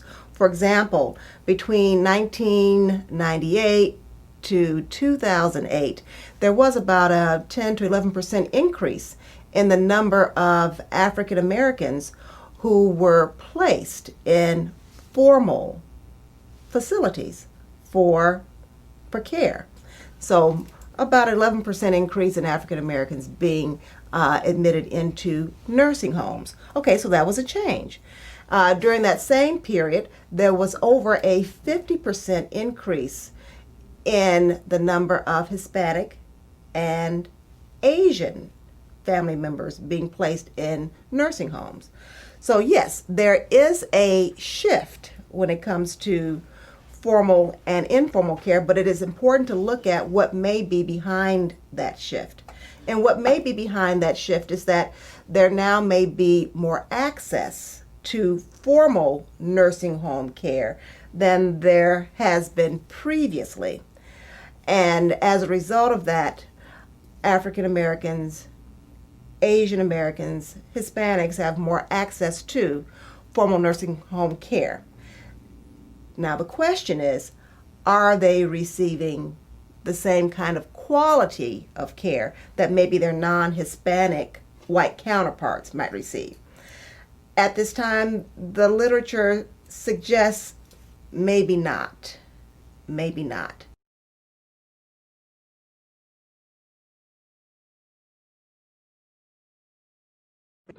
I'm Catherine Smith, was born in Hernando, Mississippi. Came to Memphis when I was 11 years old to live with my mother and my sister.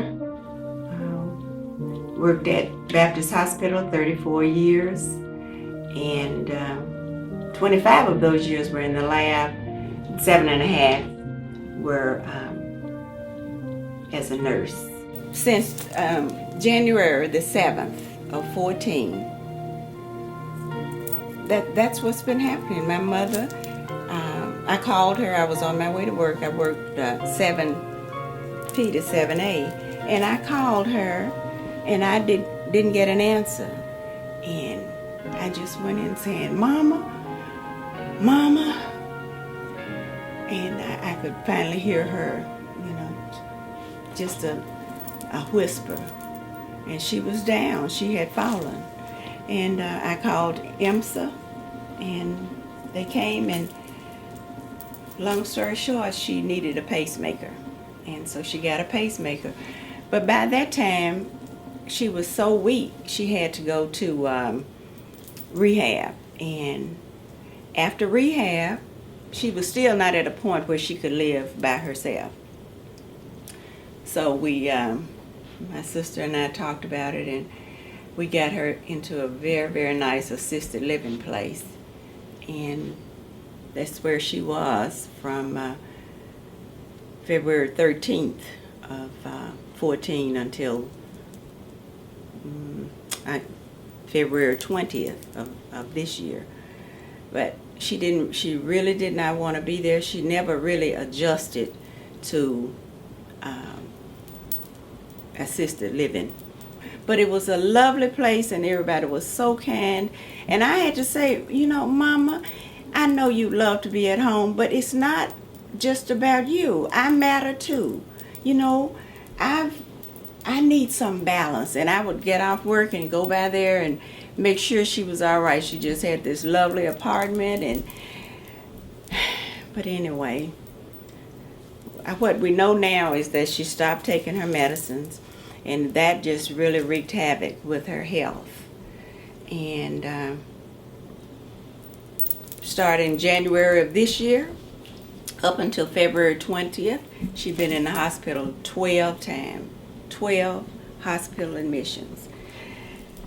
And mind you, I'm still working 3 12-hour shifts a week and going by to see her and trying to figure it out. And well, I finally made a decision that I was just going to have to retire and bring her home. So that's what this is all about.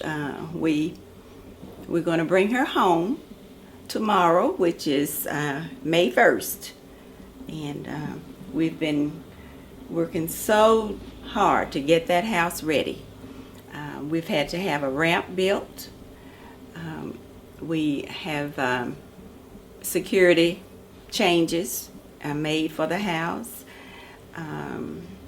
She hadn't lived in the house for over a year, so we had to have a telephone put in, internet put in. So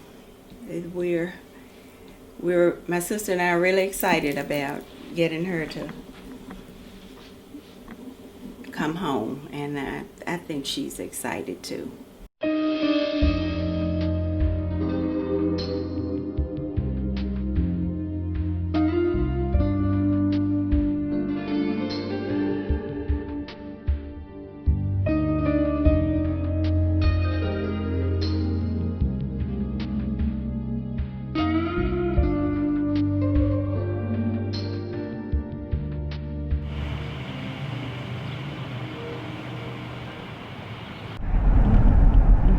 got to get some food in your house. You know it hadn't been any food in there in a while. Oh, that's where we going to my house? Yes, we sure are. We're going to your house. We're going to go to your, that's where you're going to be, at your house. How about that? You like that idea, Mama? Sounds good to me. And let's see, you haven't lived at your house since January of 2014. So it's 2015 now. So you were in the hospital, then you were at Belmont Village. You remember Belmont Village? Mm-hmm. Where you used to play bingo and win the bucks? Yes. And then you went from there to to Highlands of Memphis, where we just left. And now you're going home. Yes.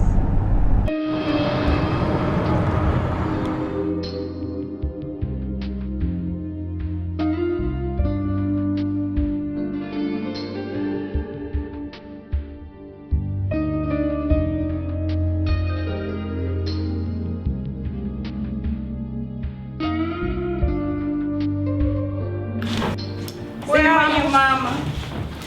Where are you? I'm at home. You are? This is your living room, isn't it? Yes, it is. I feel good being at home. I've been gone so long. A whole year, I believe. And it's just wonderful to be at home. Thank you so much. To stay. I've been here on a visit, but not to spend the night. We've done it. We have Mama home. Who's this? Me. All right. And who's that? Who is that? Who's that? That's her. She's looking at me. Everyone should plan to become a caregiver. Everyone should plan to become a caregiver. By 2030, almost 20% of the population will be over the age of 65. Right now, 13% of the population is over the age of 65. It is expected that most of us at some point will be caregivers. And so having the conversation now with family members is important to find out about their preference, to find out about resources, what's available, what is out there. Planning to become a caregiver before it is needed is strongly encouraged.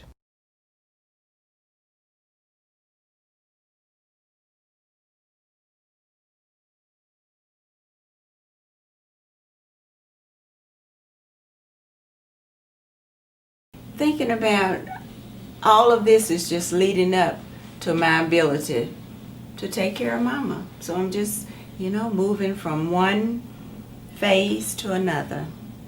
And it's so amazing how life does that. It prepares you for what's going to be needed later.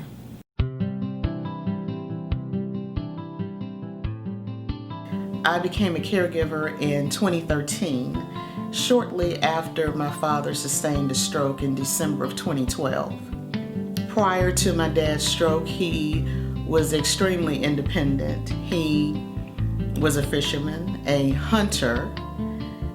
He loves sports. He loves boxing. That's his favorite sport. He likes nature. He's a music lover. He's a movie aficionado. And he has a bit of attitude, and I think I get most of those qualities from him. I had to keep it together by basically putting things to pen and paper and putting my business hat on and the schooling that I had for what it's worth, because you can't ever really be prepared or trained to become a caregiver. It's something that happens in life and you just basically learn OJT what to do. I remember the first day that I really broke down. I walked into the facility, the rehab facility, and I saw my father at the end of the hallway in the wing where he was housed. And he was at the back door with his head completely down, and he was weeping. And that did something to me. I had never seen my father like that before. And that was the wake-up call and the realization that the father that I once knew was no longer the same man. I really got skilled when I learned how to take what's called the INR. For people who take blood thinners, you have to make sure that they're not bleeding out, and conversely that they're not clotting.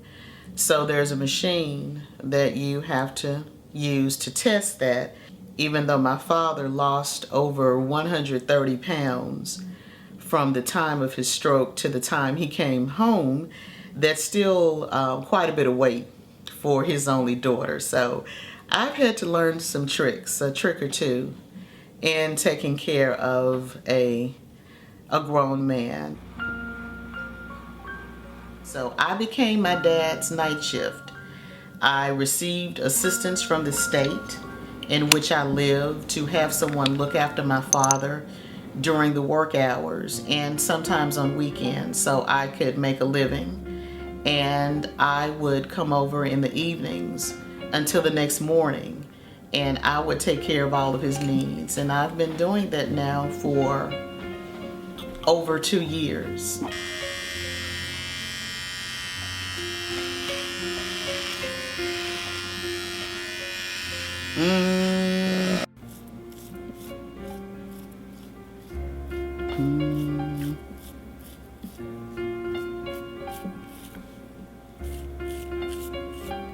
So for someone who was vigorous and independent to lose that independence and have his only daughter see him nude every day and change his diapers every day, that's very humbling. No self-respecting man wants to ever be in that position, but yet we're here.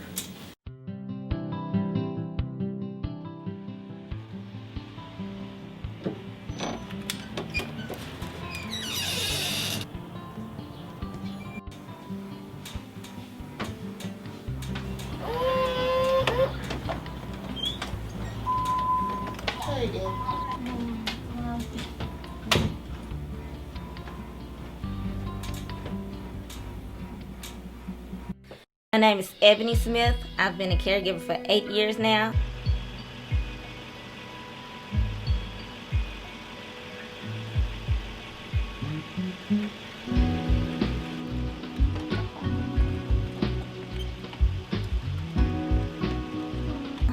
I've been working with the Loftons for over a year and a half.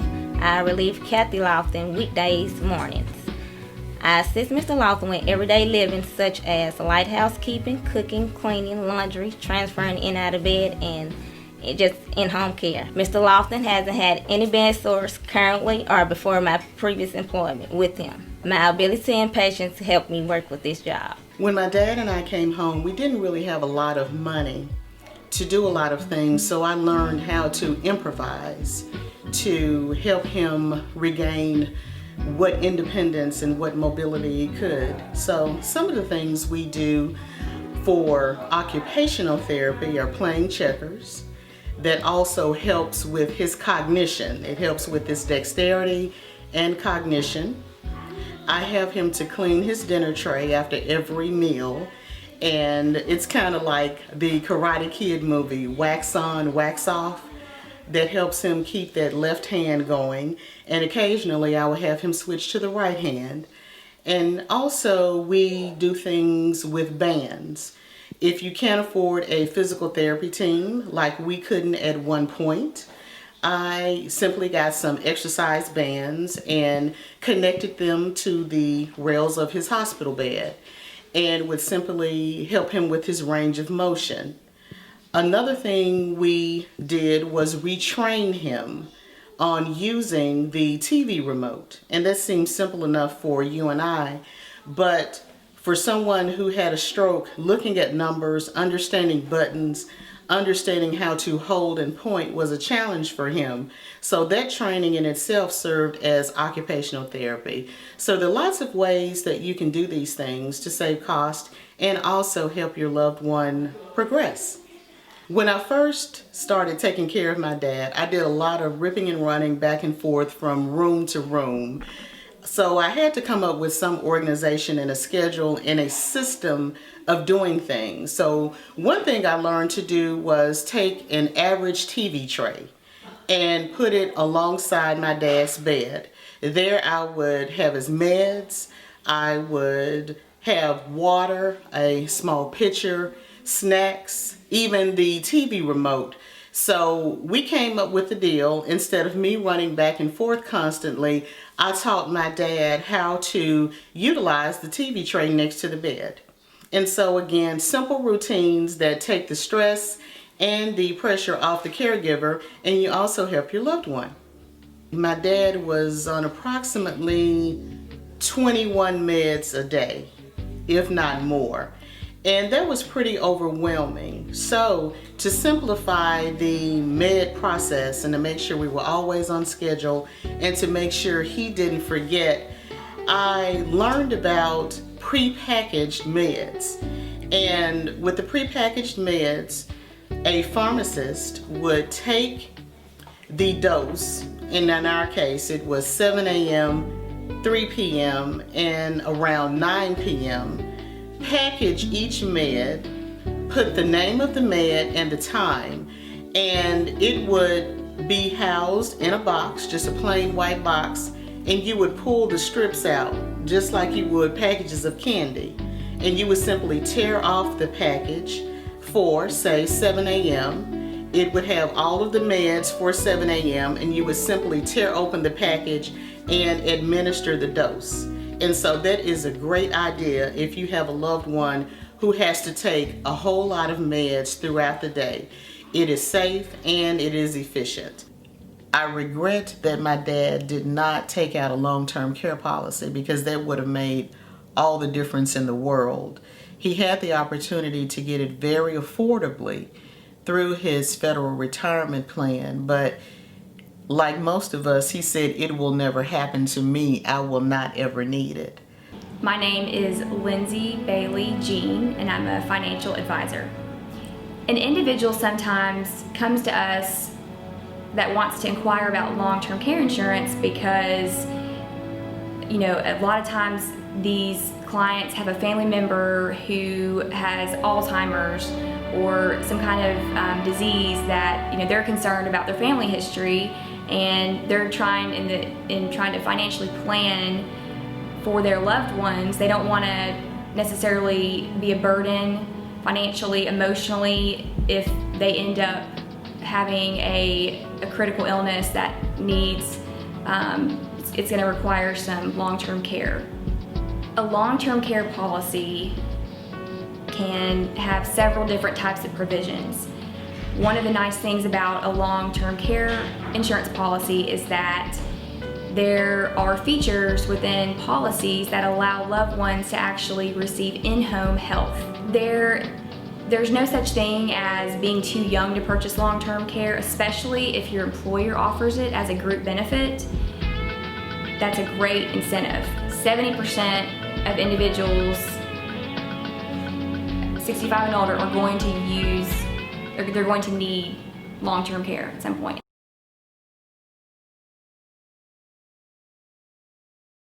In the Soviet time, there was no really such thing as elder care or disabled care. My name is Olena Keen, and I was born in Ukraine. My great-grandmother, who at the time lived with us, my mom and I, was pretty much disabled. She lost her hearing at an early age, and by the time that I was born, she was pretty confined to staying in our apartment at all times. So your mom took care of both you and your grandmother in that apartment? Yes, my mom was the primary caregiver for both myself and for my great-grandmother. It probably was maybe to some extent stressful, maybe financially, because she might have gotten some pension, but there was not much. So the financial burden was on my mom primarily. But as far as daily care of an elderly, disabled relative, there probably was not as much of a burden. Because I'm coming from a culture where there are normally several generations all living together and they take care of each other. Since they're all together in the same household, I'm used to the idea of having the older generation being taken care of by the younger one, as I've seen my parents and my grandparents approach this. And also in Ukraine at the time, there were no facilities for elderly to go and get care. Normally, if you were older and you had an issue and you would go and see a doctor, the doctor would generally not really do anything and say, well, you're 65 or you're 70, you're too old, we're not going to do anything for you because our funds are limited, the government doesn't supply as much as the need is, and just go home. The elderly, you know, when the war broke out last year and a lot of people had to get out for the safety, those who were able to leave, in some instances, had to leave their elderly parents or relatives because maybe for the mobility issues, they were not able to transport them out of the area of conflict.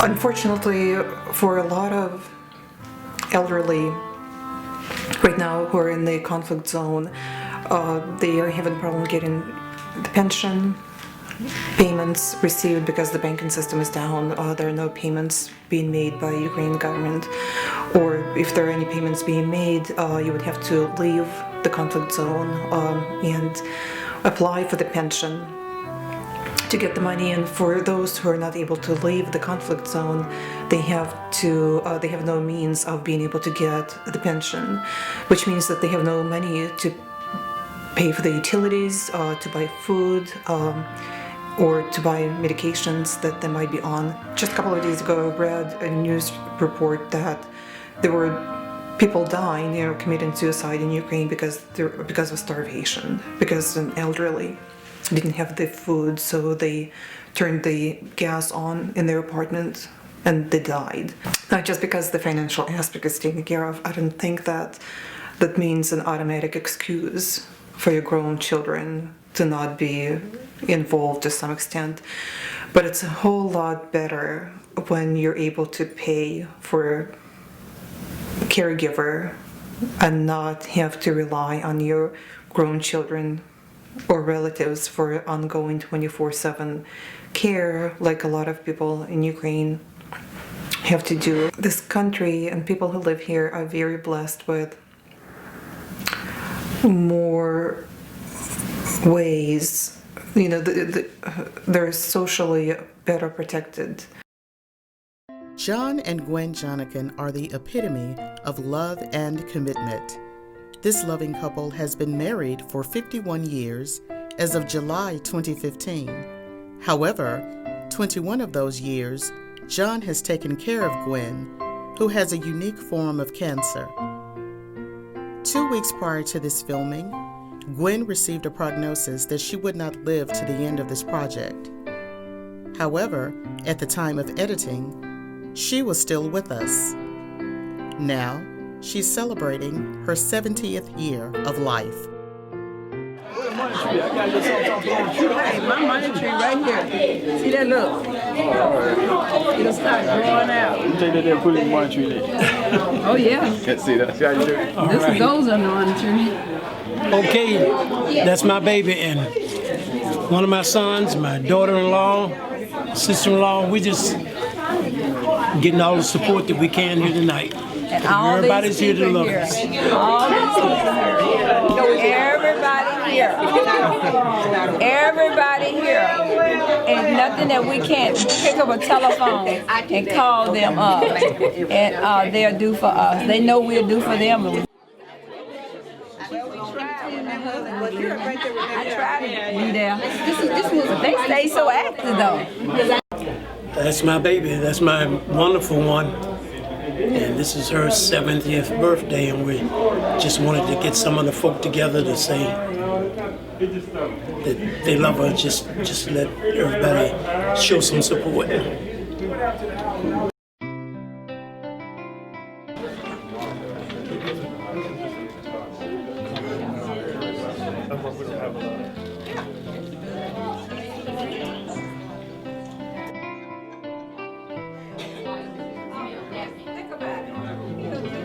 You want something?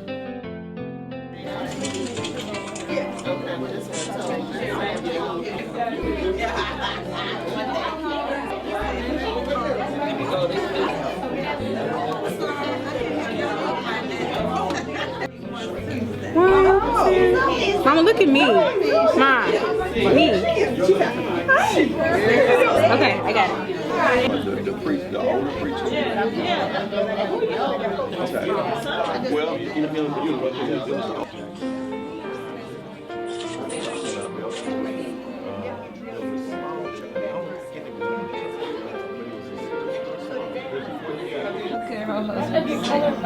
A long time, and all. So we all got something here in common. You know, and bringing up children and our sick mate, and like She that. took care of me when I had cancer. So this is part of it. So we just How long you been surviving. 21 years. Clap, I can't clap.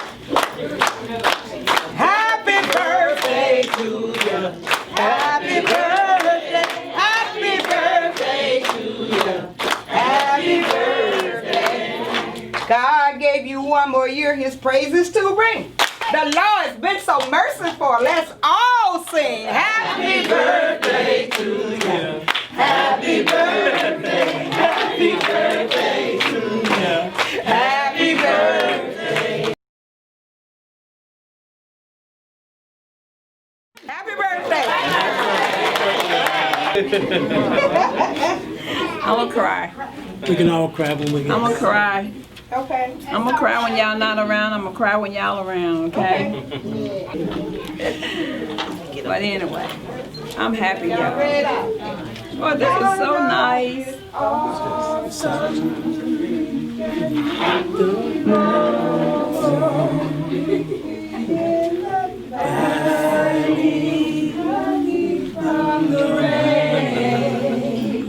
My love is awesome.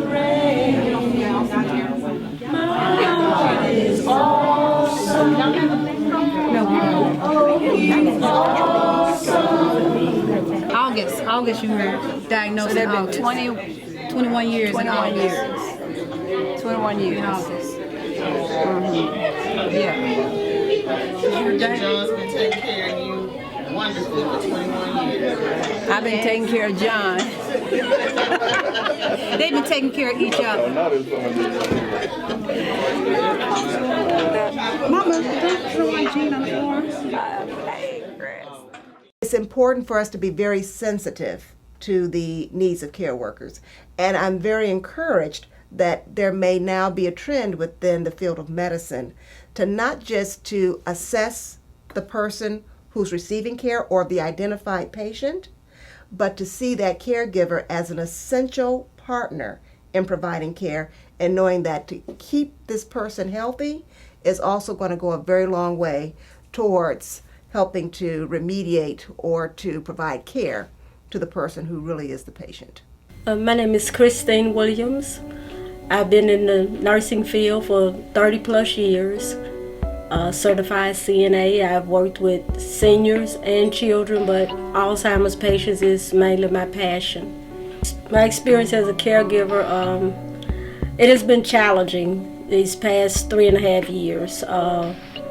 Working with my sister along with my regular employment with my patients, so it's been a balancing act, trying to take care of her and take care of my regular patients. Well, my sister, she was 3 years older than myself, my only sister. We're just only two of us, and we've been, just like typical sisters, and mostly when you see one, you see the other at family events and what have you. And we've always had each other's back no matter what, I never thought the day would come that I would have to take care of her. And because I'm so used to her being the take charge person. And the day that we was planning an event where I was planning to do something special for her and asking her what does she want to do.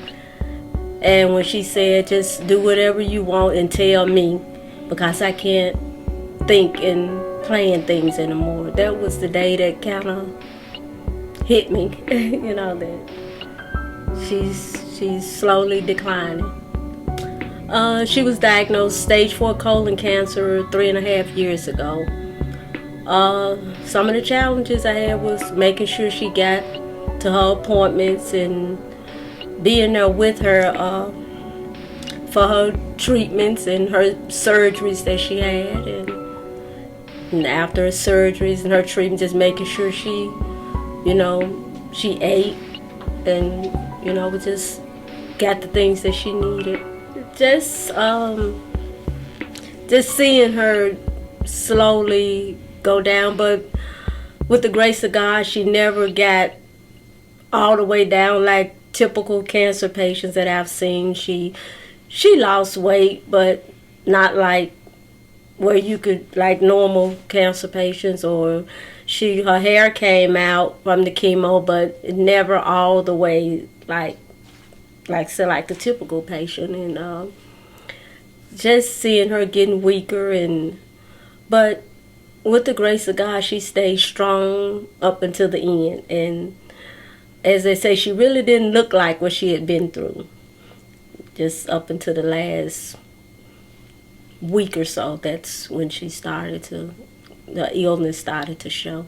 Caring for her, I love my sister, and people would call and ask how was she doing, which I was very grateful for that. But no one ever said, well, Chris, how are you actually doing? And and I didn't want to appear selfish or anything, but that's how I was feeling sometimes. Okay, what about me?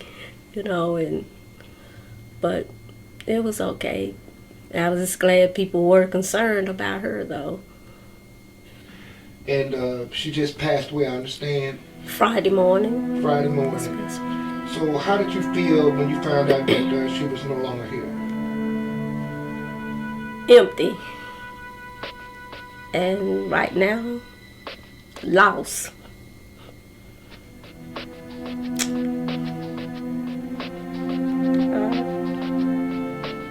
Just lost. What would you say to anybody, if you could give somebody some advice about what you've been through as a caregiver, what advice would you give them to help them get through, particularly loving for somebody as close and loving as your sister? Just be there for them, and but like my sister told me, take care of yourself as well, because like she knew too. She said, I'm going to be all right, so you take care of yourself. And that's one thing you have to remember too. They're sick, but you can't be any good to them if you're sick. So just think about yourself as well. One particular story or two that really caught my attention was one from a former coworker who told me about being a caregiver for her father. That same father murdered her mother. Another story that moved me was one of a niece who took care of an uncle during her adulthood, and that same uncle molested her throughout her childhood. Results from AARP's 2015 National Caregiving Survey of Registered Voters who are at least 40 years old revealed more than 64% of surveyed caregivers reported feeling emotionally stressed, while 39% felt financial strains. My name is Lavita Jones. I have written a book by Rochelle's Bedside. I am a caregiver along with my 3 siblings in Memphis, Tennessee. My family is an unusual family when it comes to caregiving for our elderly parents. My dad, he's basically don't need any health care. He's 80 years old and he's able to do pretty much everything that he wants to do. But my mom had an aneurysm almost 6 years ago, which the doctors thought that she was going to die, but she did not. But she does demand a lot of time and a lot of attention. There was no way in the world we was going to allow mom to go to a nursing facility. That was just out of the question. Never even thought about it. So we just knew what we had to do as a family. When you're taking care of someone that had the kind of blow, the aneurysm that my mom had, it takes a team to come together. Mom ain't getting but $20-something allowance and you a week. It can't be Subway Firehouse all the time. I come by here, they had always been the Wendy's. I'm Elisa Gibson, and I am Bernice's oldest daughter, and I am a major caregiver. Yeah, that right. is, I live here with Bernice, right. and so I'm up at night, so I'm a major caregiver. There's Stephanie Morrow, and Stephanie is the baby daughter, and Stephanie is our 8:30 to 4:30 or 5 if I don't go by super lows. And she's our daytime caregiver. And if she's on time, she's okay. And this is Robert Williams. This is Bernice Williams, who is our mom, who we take care of daily. Been 6 years now. And this is our pops, Robert Williams, who is a major caregiver. He's the one that screams at night, baby wants to go to the bathroom. He's the one that fixes the bed and helps me in the morning time when we getting our teeth brushed and getting our daily hygiene. And this is Gina Holman, who is a major caregiver. We call her our weekend girls because she's a workaholic. And so Monday, Tuesday, Wednesday, Gina works though, but that's Mama's friend and confidant. And this is Stephen Holman, who is our brother, who is also a major caregiver. He is a blessing. He's gonna come intermittently. He's gonna help us with Mama's doctor's appointments and transferring her and doing things. And so this is the team. Because we had gone from a place where having a mom that had never been sick to a mom that was critical sick, couldn't do anything but kind of bat her eyes, couldn't sleep at night, couldn't move. We had to do everything. And without us coming together as a family to be major caregivers, we couldn't do it. So I made the decision to leave my home 6 years ago, never went back. And I've been here with her for 6 years. And so we decided that we would take a rotation schedule to make it happen, that we could nurse her back to health. We could do what we wanted to do. We could love on her, give her the type of spiritual attention, natural caregiving attention, and get her back to where we had to get her. Now, was it rough? It was rough. Yes. It was excruciating. It was life-changing. We pray that no one have to go through it because it was rough. We thank God that Mom raised us to be a team because she always had family meetings every Sunday. We hated them, but it was lucrative because we had already had that rapport that we could make the decision to do what we did. We set up everything from potty training Mama again, teaching her how to feed her again, adjusting all type of medicines again. It took everything. It was totally life-changing. I mean, my life stopped, but now I have got it back because she can do more things now. She's helping me more, she's pivoting more, and she's just learning more things, and she's identifying things now more. But yeah, it was very hard because your life comes to an end because it's all about taking care of your mom. And I love her. She'll make me mad. And I said to myself, you know your wife wouldn't do that if she was in her right man. So I get calm again. Flipping the role of being not a major caregiver, but an intermediate, coming in as they tell me to. And at times when this thing first hit, she wouldn't let me do a whole lot. She wouldn't, she wouldn't let me move her a lot, especially going into, having to transition back and forth to the restroom. If Pops had to be here because she would fight me all the way from the chair to the restroom. So we had to have him here. So it was a life-changing challenge for me to adjust to that, having to adjust to taking care of your mom instead of your mom taking care of you. She's always been she was an excellent caregiver as a mom. Took care of us to the well, I don't know if the word to describe it, but she took care of us, and it's a life-changing thing to do that to her. You have to keep yourself looking pretty. You do have a husband. All right.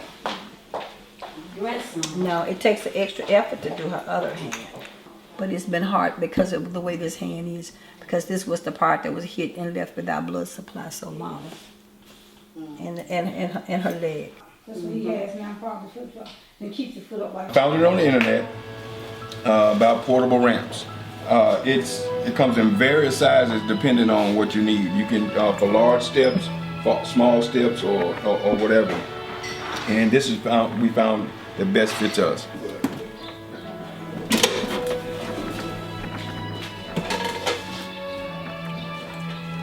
I'm gonna tell you to eat. Hey, you always want to sit out here. Okay, we're gonna take you back in the house. You don't want to sit in the house. You want to sit out here in this heat.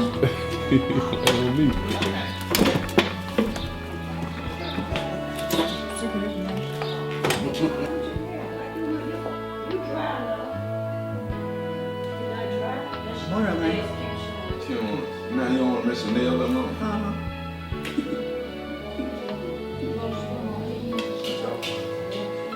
What I do with this? You eat it? You eat it. Huh? Eat it, Mom. Eat some of it. I thought you was almost that nasty. I'll put that in. Go ahead.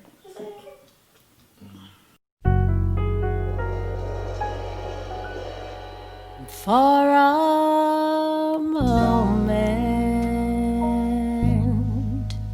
life was grand. All the cards were in my hand, and for a minute I could smile, but I had not for a while. But like sunny days can come and go and slip away before you know, guess my luck just couldn't last. And all those sunny days are in the past for a second. Love was kind. Now he's gone and left me behind. But like sunny days can come and go and slip away before you know, my sunny days were through when When life happens, it's usually not a choice. Life just grabs you so suddenly, you know. In the society, in the American society, people are a little bit better protected, and some of the basic needs are taken care of better. Here in the United States, we have to be careful to make sure that we're sensitive about the care that we're providing so that we do not make it additionally stressful for caregivers. We either knew that we either be a team or loser. And so the one thing we had in common is that we wanted her alive and we wanted her with us. And so that kept our faith together, that kept our money together, no matter what the argument was, The one thing we knew was that we wanted mom with us, and so just be there for them, and just, but like my sister told me, take care of yourself as well, because like she knew too. He said, I'm gonna be all right, so you take care of yourself. Whether mother, sister, spouse, or father, there's one common denominator: sacrifice. Love was kind. Now he's gone and left me behind. Most people focus on the patient, but they rarely give time to the unsung heroes, the caregivers. Away before you know, my sunny days were through when I lost you.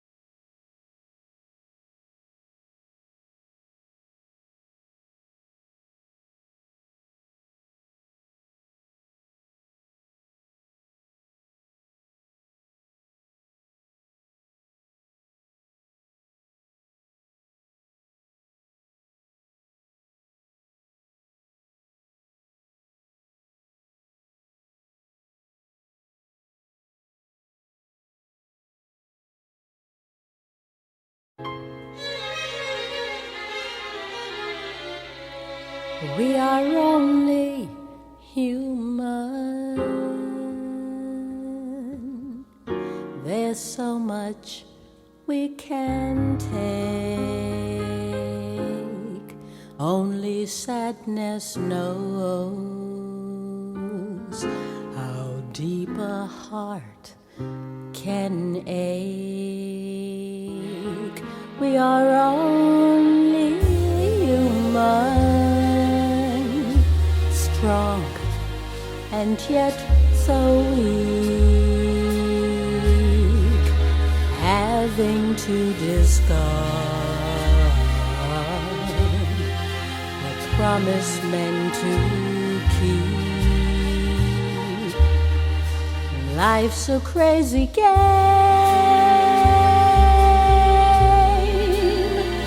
this we know for sure. No one stays the same when love walks out the door.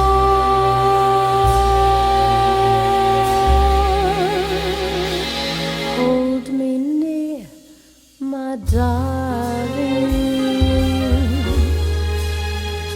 I am not so strong.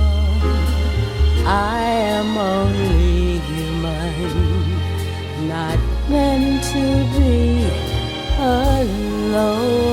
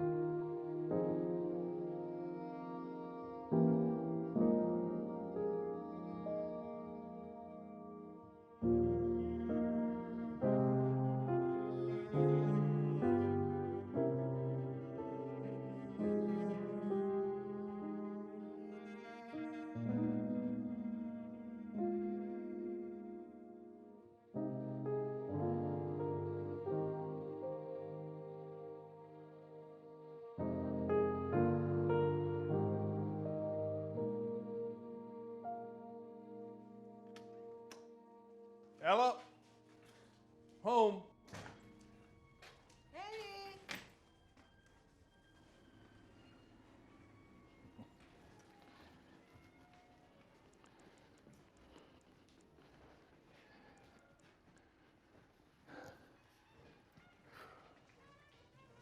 Hey, partner.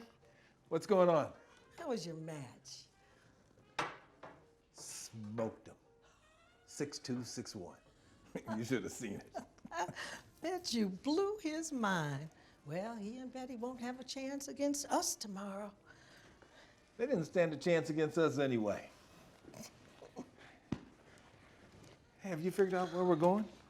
I can't decide. We won't be able to go everywhere we want to go. Oh, look at this. Look, Marrakesh. And we can ride camels across the Sahara Desert. Camels. It sounds really smelly. What about Paris? It's so romantic and has fabulous restaurants and great museum and the And we'll be shopping. trying to get into those places with about 1 million other tourists.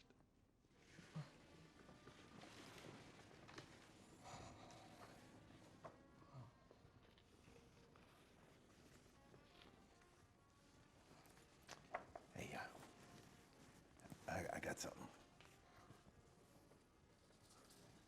Look,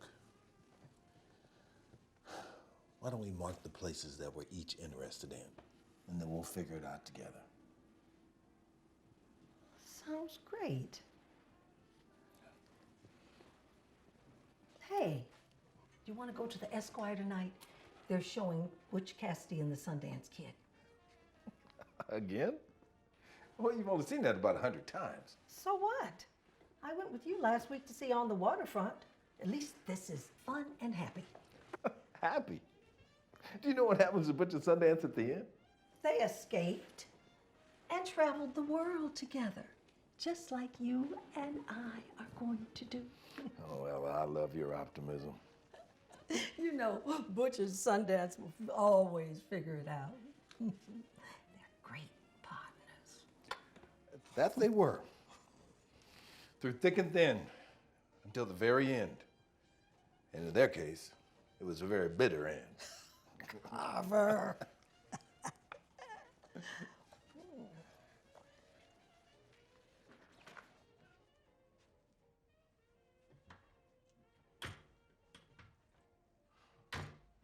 Ella, where's my mug?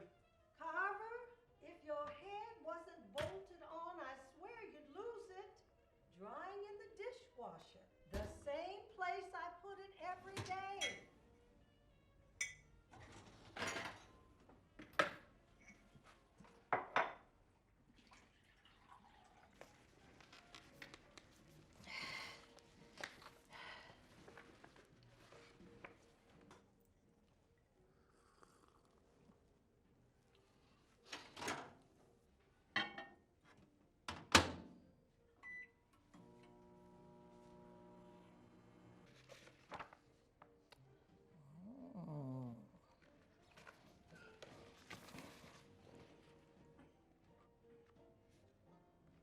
Car? Car?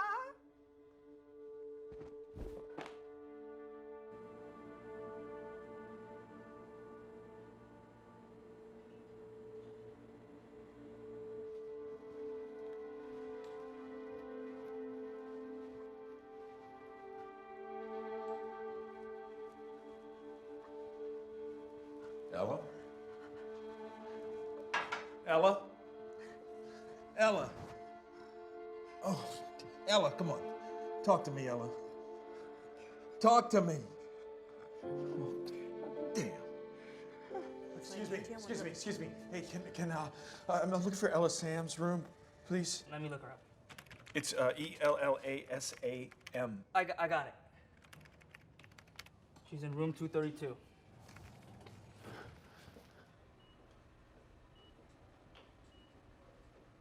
Dr. Freeman, please dial 300. Dr. Freeman, dial 300. Thanks for flying in so fast. Of course.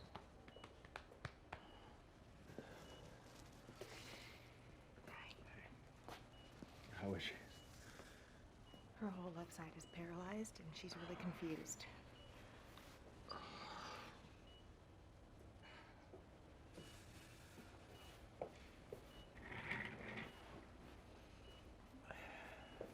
Hi, Mama. How you doing? Go home.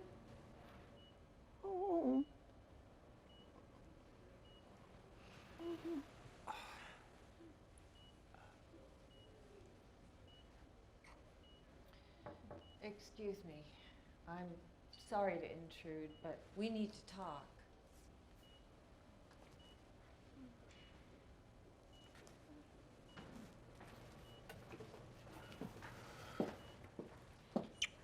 I love you.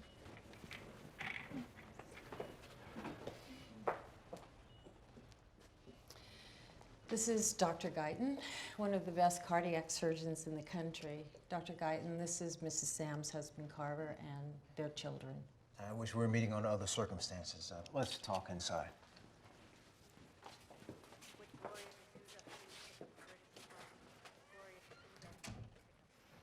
Okay, well, we've determined that Mrs. Sam's has an aortic dissection.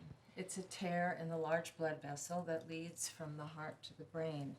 Blood is gushing out through the tear and not enough is getting to the brain. How does something like that happen? We may never know. Some people just have a genetic predisposition. The interior lining of the aorta weakens over time and eventually the outer layer tears. She never had signs like this before. Aortic dissections usually don't show warning signs. When they do happen, it's very fast. Can you fix it? Maybe. The operation's risky with the 50-50 chance of success at best. Well, if the operation works, she'll be back to normal, right? Mr. Sams, your wife has already suffered irreversible brain damage. And even if the operation is successful, Ella will be paralyzed and severely mentally impaired. And she will need 24-hour care for the rest of her life. But if you don't operate? She has a 10% probability of mortality per hour. Ultimately, she will lose consciousness and pass away peacefully. She'll be gone in the next 24 hours. Oh my God. Dad. Now, we were just about to perform a quadruple bypass on another patient.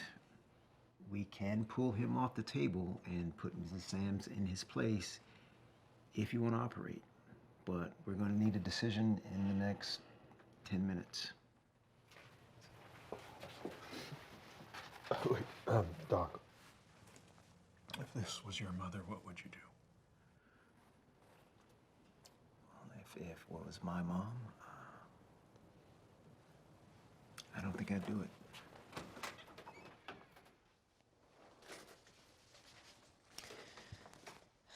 Look, I'm so sorry, but we will need to know your decision immediately. We'll be waiting outside.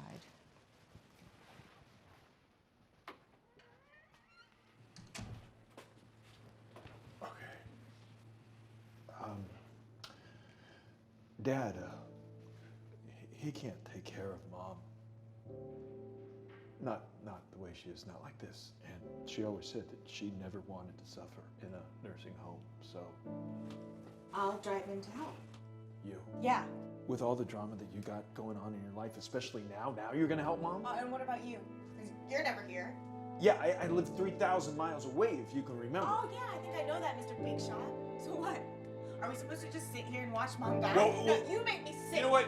We're not gonna make her suffer just because you feel guilty. Enough! This is my decision to make. My decision to make alone.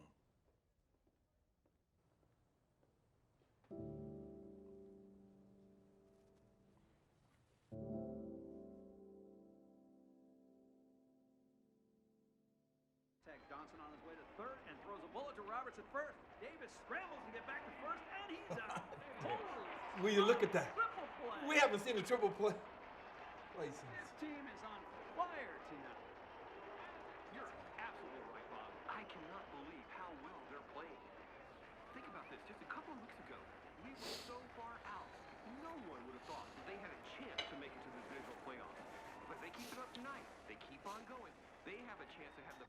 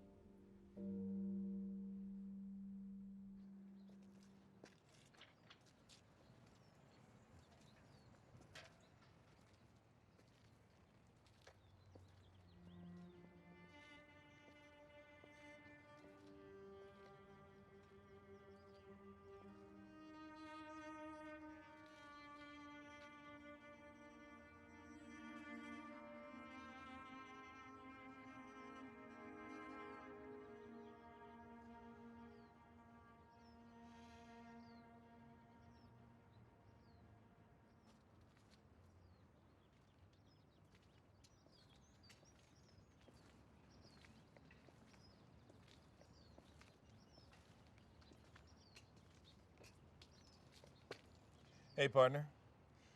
What's going on? Just waiting for you. Morning, Mrs. Sams. Morning. Ella wrote you a note while waiting for you today. Thank you.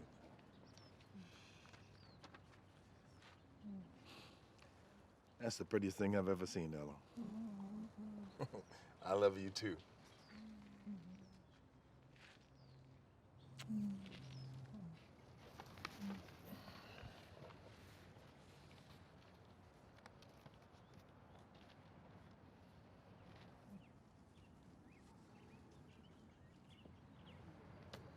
We still partners. Through thick and thin. Right up to the end. It's like Butch and Sundance. Good. Good. You know, I've been thinking about it. I believe you were right. I bet Butch and Sundance did figure out a way to escape. Together. Yes. Yes.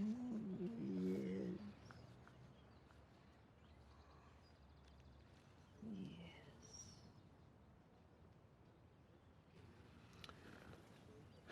So, partner, where would you like to escape to today? Together.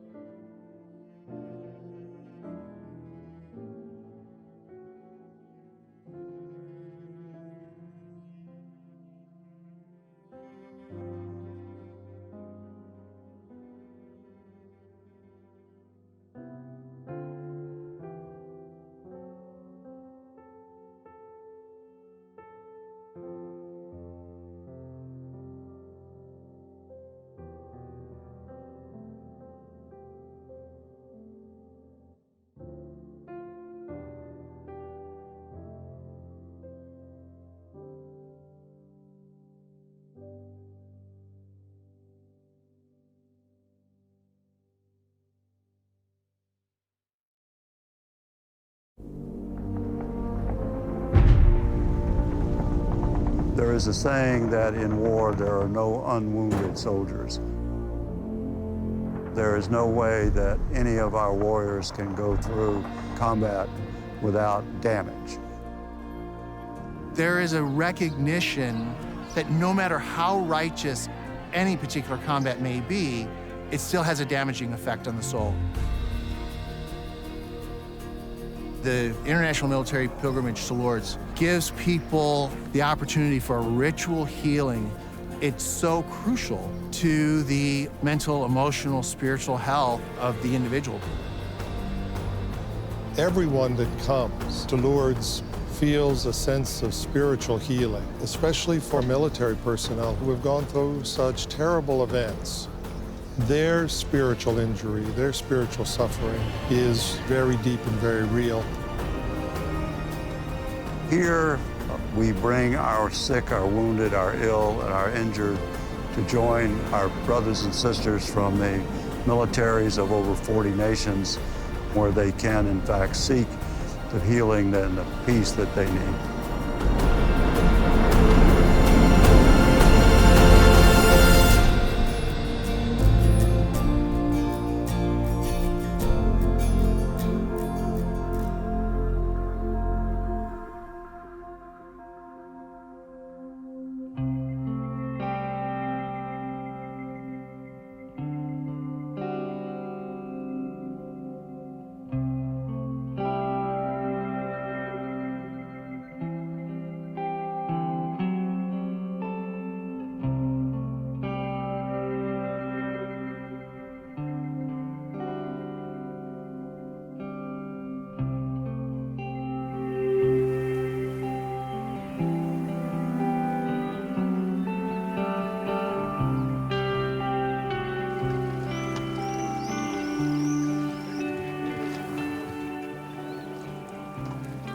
Anyone who comes to Lourdes comes to the arms of the Blessed Virgin, who really is the heart of the church, and I think it's very, very important that our wounded warriors experience this healing and loving embrace.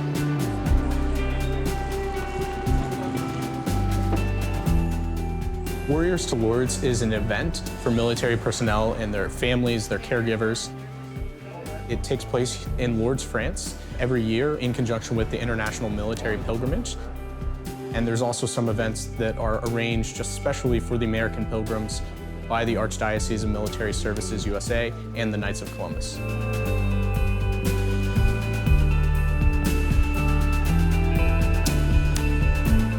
The International Military Pilgrimage started at the end of World War II for the healing and reconciliation of the warring powers. It was a moment of healing, of easing of tensions, of recognizing that in a common faith, even if there had been a separation of war, there could now be unity, there could now be a lived fraternity and also a common faith. The Knights of Columbus found partnering with the Archdiocese for Military Service such a natural complement. We've had a century of working with our military personnel, our military chaplains, and also helping veterans and helping the handicapped. The Knights of Columbus was formed not that long after the end of the Civil War. Many of the men in St. Mary's Parish, which is the birthplace of the Knights of Columbus, served in the Civil War in the Union forces.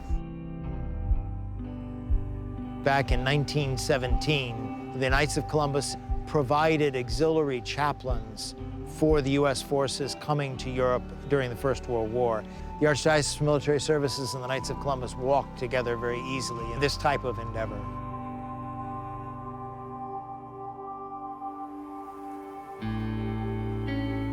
I lived in New York City during 9/11. I was in 4th grade and I remember reading the newspaper. And I just remember at that moment thinking, I'm going to join the service. I wanted to make it a career, and the reason I wanted to make it a career was because it was the most concrete way to serve.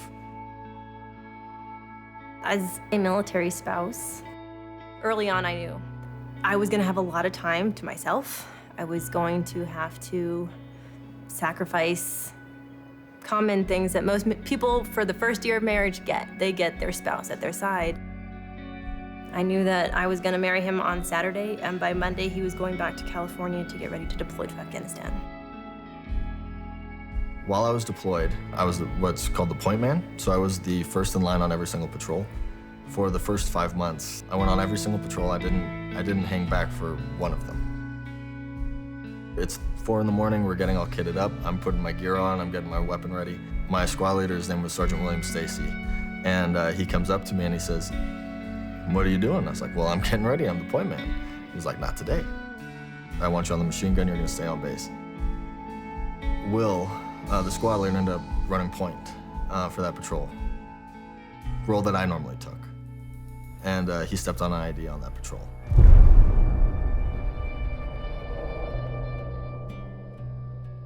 When he got back from Afghanistan, he had PTSD. His injuries are not outwardly physical. He's not missing a leg. It's internal, and a lot of people do not understand that. What I experienced most was an overwhelming sense of guilt that I didn't get to do my job, that someone else had to do my job for me. They lost their life because of it. We moved from California to Lansing, Michigan, so that I could become an officer. The minute that we got to Michigan, my joints started to swell. I was either on crutches or in a wheelchair. I lost a tremendous amount of weight, 30 pounds in a month. We were concerned about organ failure. It got a little dicey. No one could really figure out what was going wrong. I ended up getting diagnosed with Crohn's disease, and at first it was a relief. Not because I was happy that I had Crohn's disease, but because I was just relieved that we had an answer. Illnesses catch you off guard. You're young, and you just try to wrap your head around it. It challenged my belief in God after seeing some of the things that human beings can do to each other. And then having something like Crohn's disease occur shortly after, it challenges just fundamentally your belief in a higher power. PTSD is a fear-based response. Somebody tried to hurt me. Moral injury is a guilt or shame-based response. The reality is, killing an image bearer of God, we are all created in God's image, goes against our design. It's bothersome to who we are. The only way to help a person with guilt is to speak grace and forgiveness into a person's life. That's where pilgrimage is just brilliant for the purpose, because that's what we're here for. People come to the Lord's all the time for physical healing, which is incredible. There's incredible stories of the miraculous healings. Just as legitimate are those wounds to the soul. So that first trip to Lourdes, I went as a pilgrim, and I went expressly for healing. It was hard because in that moment, my faith wasn't, as strong, but we were just really hoping for a miracle, and that's where you can go and get one, so.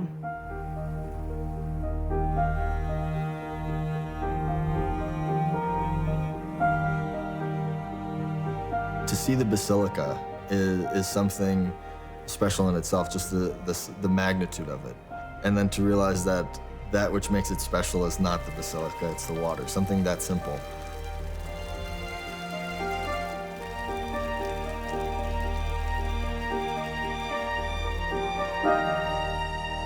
To go to the baths is to experience a different type of prayer. It's not just getting dunked in water. It's a continuous prayer, and everyone there is praying for you. I was in my 3rd year at West Point. No warning, I just froze up and fell off the rock wall and had a seizure when I hit the ground. They told me that I had a brain tumor the size of a golf ball. I lost the use of the right side of my body, and I have speech difficulty.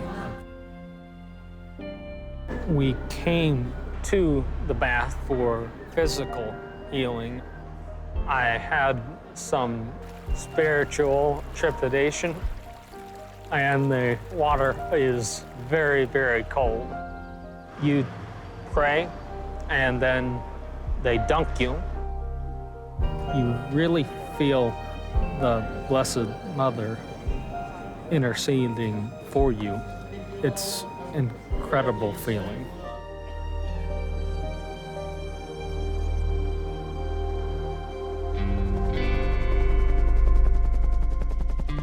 2007, I had a parachute malfunction and really got busted up laying on a runway.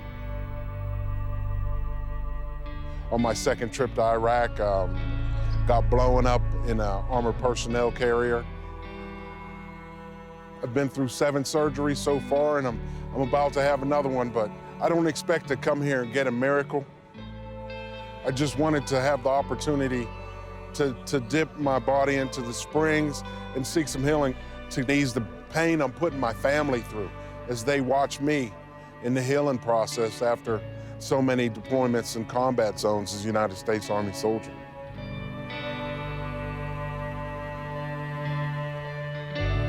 First trip to Lourdes, my knee started to swell, and we realized that being in a wheelchair was inevitable. My wife pushed me around for the duration of the trip.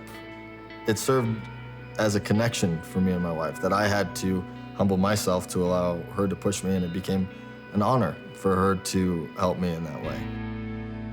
You can say in sickness and in health, but until that happens, you don't realize your marriage can grow.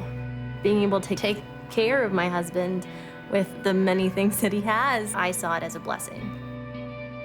We get to spend 4 intense days in pilgrimage together. We ended up in front of the mural of Mary being crowned Queen of Heaven.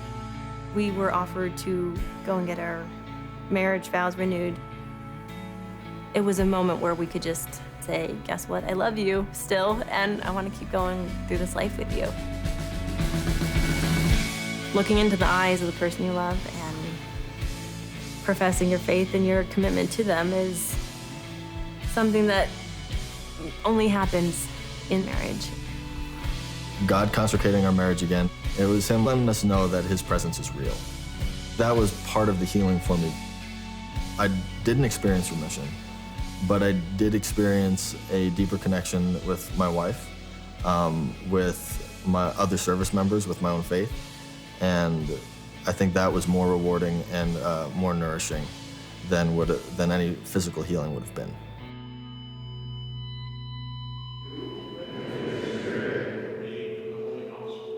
The emotional injuries that many people have, they live with, and they try not to allow other people to see it, either because they think it's a form of weakness, they don't want people to look down on them, or they just want to hide that from others because they think they can deal with it themselves.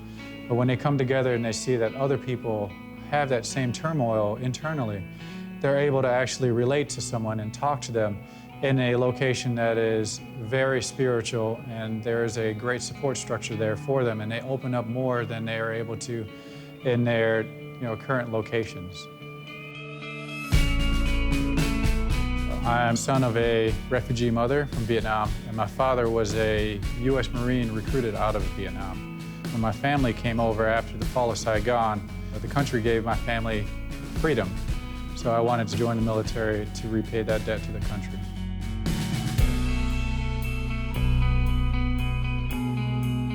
In 2003, I was deployed to Iraq, where I had my first combat tour. My faith journey as a soldier has fluctuated at times. When I find myself in combat, I tend to rely and speak to Christ more. So there's no better person to have as your co-pilot or your wingman than Christ.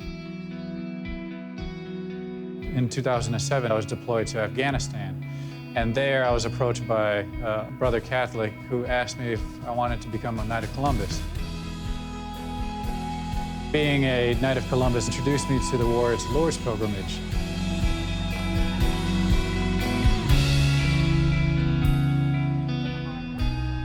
As a Catholic, this pilgrimage plays a large role on my spiritual life. I find it an honor to be able to lead the troops.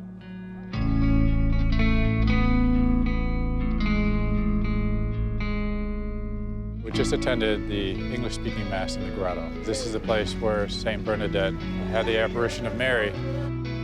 It's a great thing to have all the different armed service members there at the Mass because the grotto is a perfect place for healing. I was one of the readers for the intentions.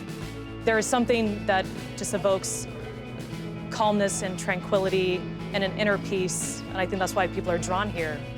And I was able to look up at our Blessed Mother as I was kneeling after receiving the Eucharist, and it honestly was surreal. I couldn't believe that I was sitting where the Blessed Mother appeared to us.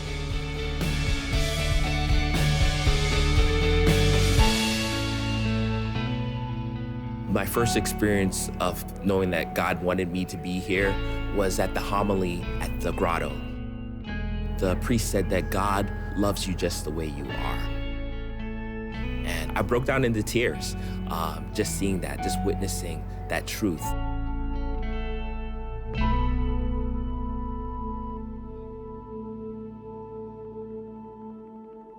I converted to Catholicism when I was 16 years old when I was in high school. I applied to Boston College. My parents said, get a scholarship or you join the military. I was a little bit too lazy to write, so I ended up joining the military instead. Being deployed is a stressful experience because you don't know where you're going, you don't know what you'll be doing. I was stationed in Djibouti, Africa. I was forward deployed in a combat area. I was just feeling a bit of distress of being in a high-tempo area. Luckily, there was a military chaplain on base who I went to regularly, and he was a source of encouragement for me. I found out about Lourdes in the base chapel. I was hoping to find some answers into where does God want me to do after my deployment. When I got to the hotel, I found out that there was a group of American pilgrims there that were in the military. And the priest reached out to me and said, stay with me. He shared with me his joys of the priesthood and also his struggles. That left me with a great sense of courage. I returned back to deployment and I had a newfound joy and hope. The most amazing thing that happened was I was ordained a priest of Jesus Christ. And I wanted to return back to Lourdes in thanksgiving for the gift of my priesthood.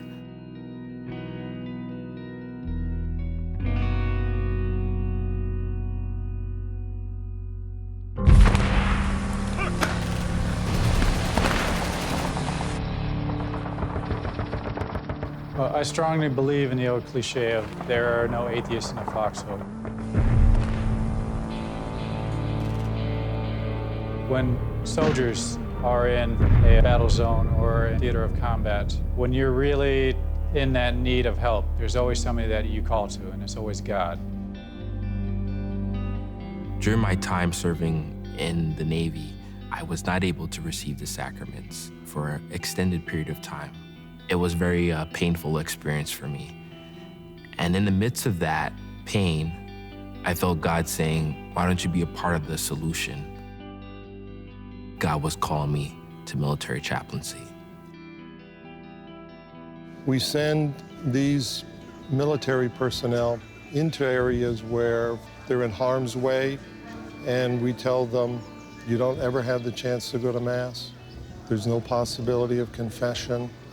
The unspoken hero is the chaplain, who is there thick and thin. He goes on the front line with these men to serve. The role of the chaplain is to be a visible reminder of the holy.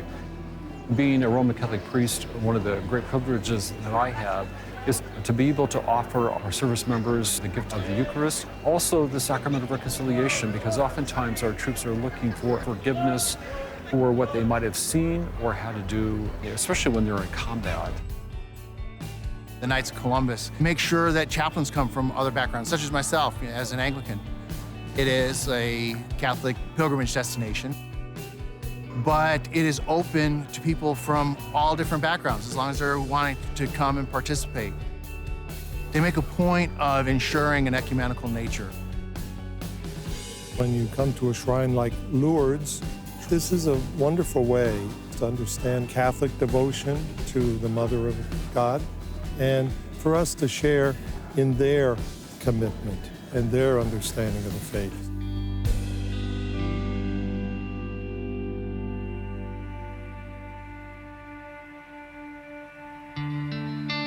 I believe heavily that motion creates emotion. So many of these people that go, they intermingle with each other and they go through all these different ceremonials, and it builds this emotion that inspires everyone. It inspires them physically, mentally, and spiritually.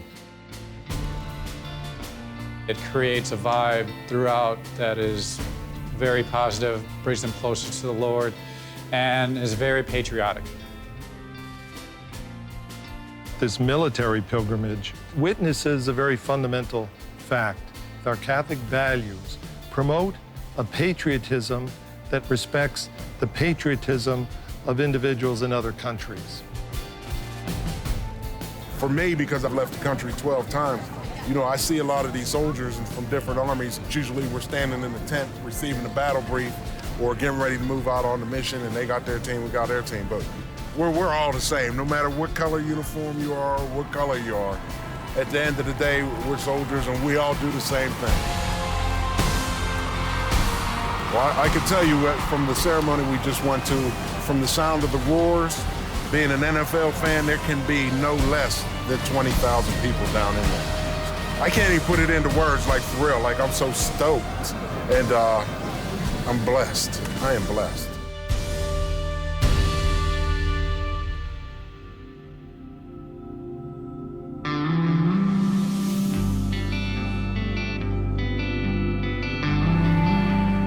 The Sports Challenge was an opportunity for us to compete against other nations on an obstacle course, and we had to work as a team. I really didn't know what I was getting into. I ran for about 1.5 miles carrying another individual. You had to do these activities like throw a rock, do push-ups at this place. It was really fun. That was fun to kind of just hang out with everyone. It was physically intense. It was a workout. It was truly a workout. We did make it to the finish line thanks to the support and the brotherhood that we shared with one another.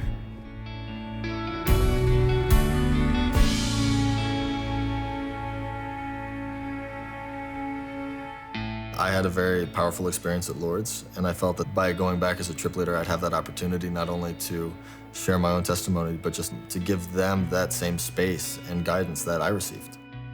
1 year to go from wheelchair to walking is a pretty big deal, and that's not lost on me. I was very grateful for that.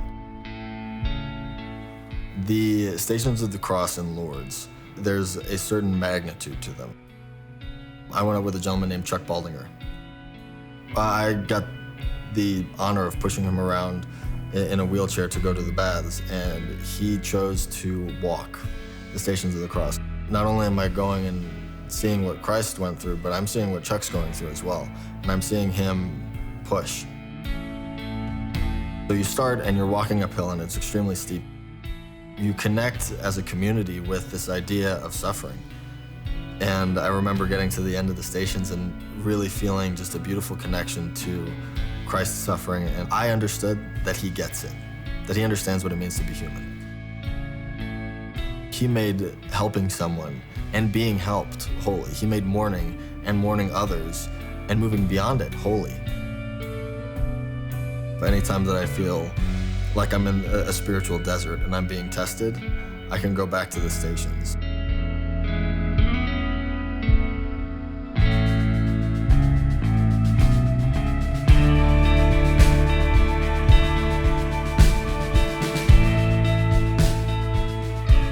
The candlelight vigil at Lourdes was amazing.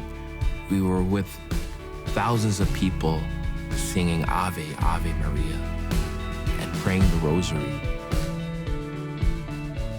You see Mary right there with the flags up above. And you kind of see that the borders are broken. Our Lady opened your heart just a little bit. With everybody praying in all the different languages that the rosary was said in, just reminded me of how the disciples went out and spoke all different languages and touched so many different people. Seeing the candles during the procession is wonderful. In the darkness of the night, we see the light. We can see the light of Mary shining. Walking along in that mass crowd, in that silence, and that continual prayer showed me the beauty of our Catholic faith, a beauty that we won't see else in this world.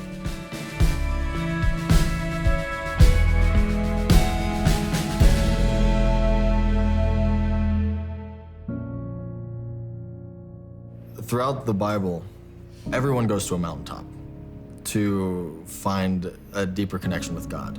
And Lourdes, it's a spiritual mountaintop where you go to, you can hear him speak to you, and you can speak to him as well.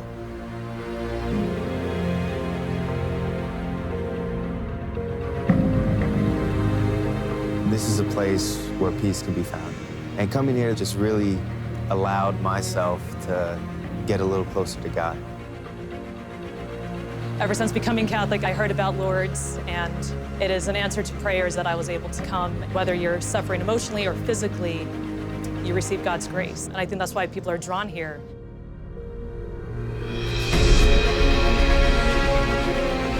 When you go to Lourdes, you can find a brotherhood beyond boundaries, beyond faith, boundaries beyond country boundaries. You find the humanity in us being on this earth that God's blessed us with.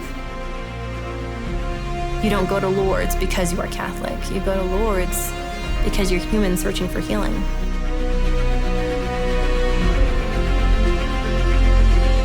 I showed up there. I was embraced by a community of military service members who looked out for me and accompanied me on this spiritual journey. And I felt a connection with them. It is giving you the moral courage and the spiritual strength to address the issues and problems of your life, whether they're physical, mental, moral. That's the healing power of Lourdes and the Blessed Mother.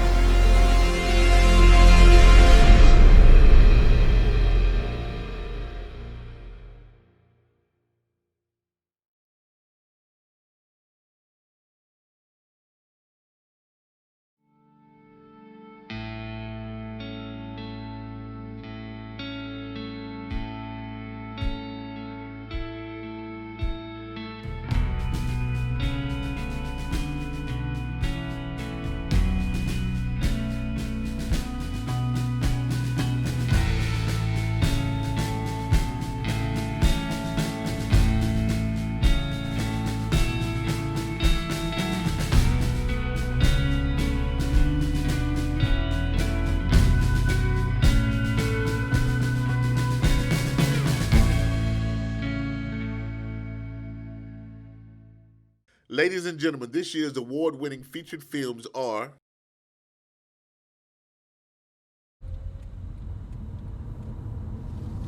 So how long you been doing this? A few months. You like it?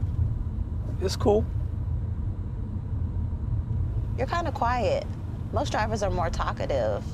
I mean, not that you have to be. My bad, I just got a lot on my mind right now. I'm trying to flesh out. All right, we're here.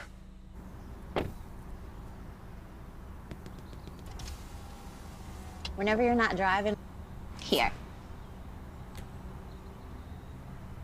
Don't know why I'm saying this, but nothing happens by accident. Anyways, hope to see you soon. Take care. You too.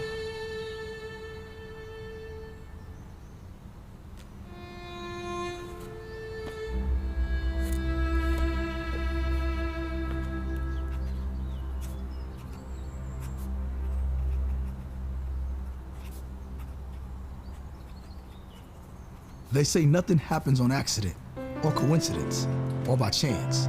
Because chances are, most women are temporary, only for a season. But when I met her, I reasoned and started thinking about February 14th. Instantly, cards and flowers and candy and whatnot. Because I swear, I was shot by Cupid the moment I laid eyes on her. That silky hair, those eyes, that caramel skin, those thighs. And then she said her name, which was so... Grace. Because see, it wasn't enough for her to be amazing. She was also Grace.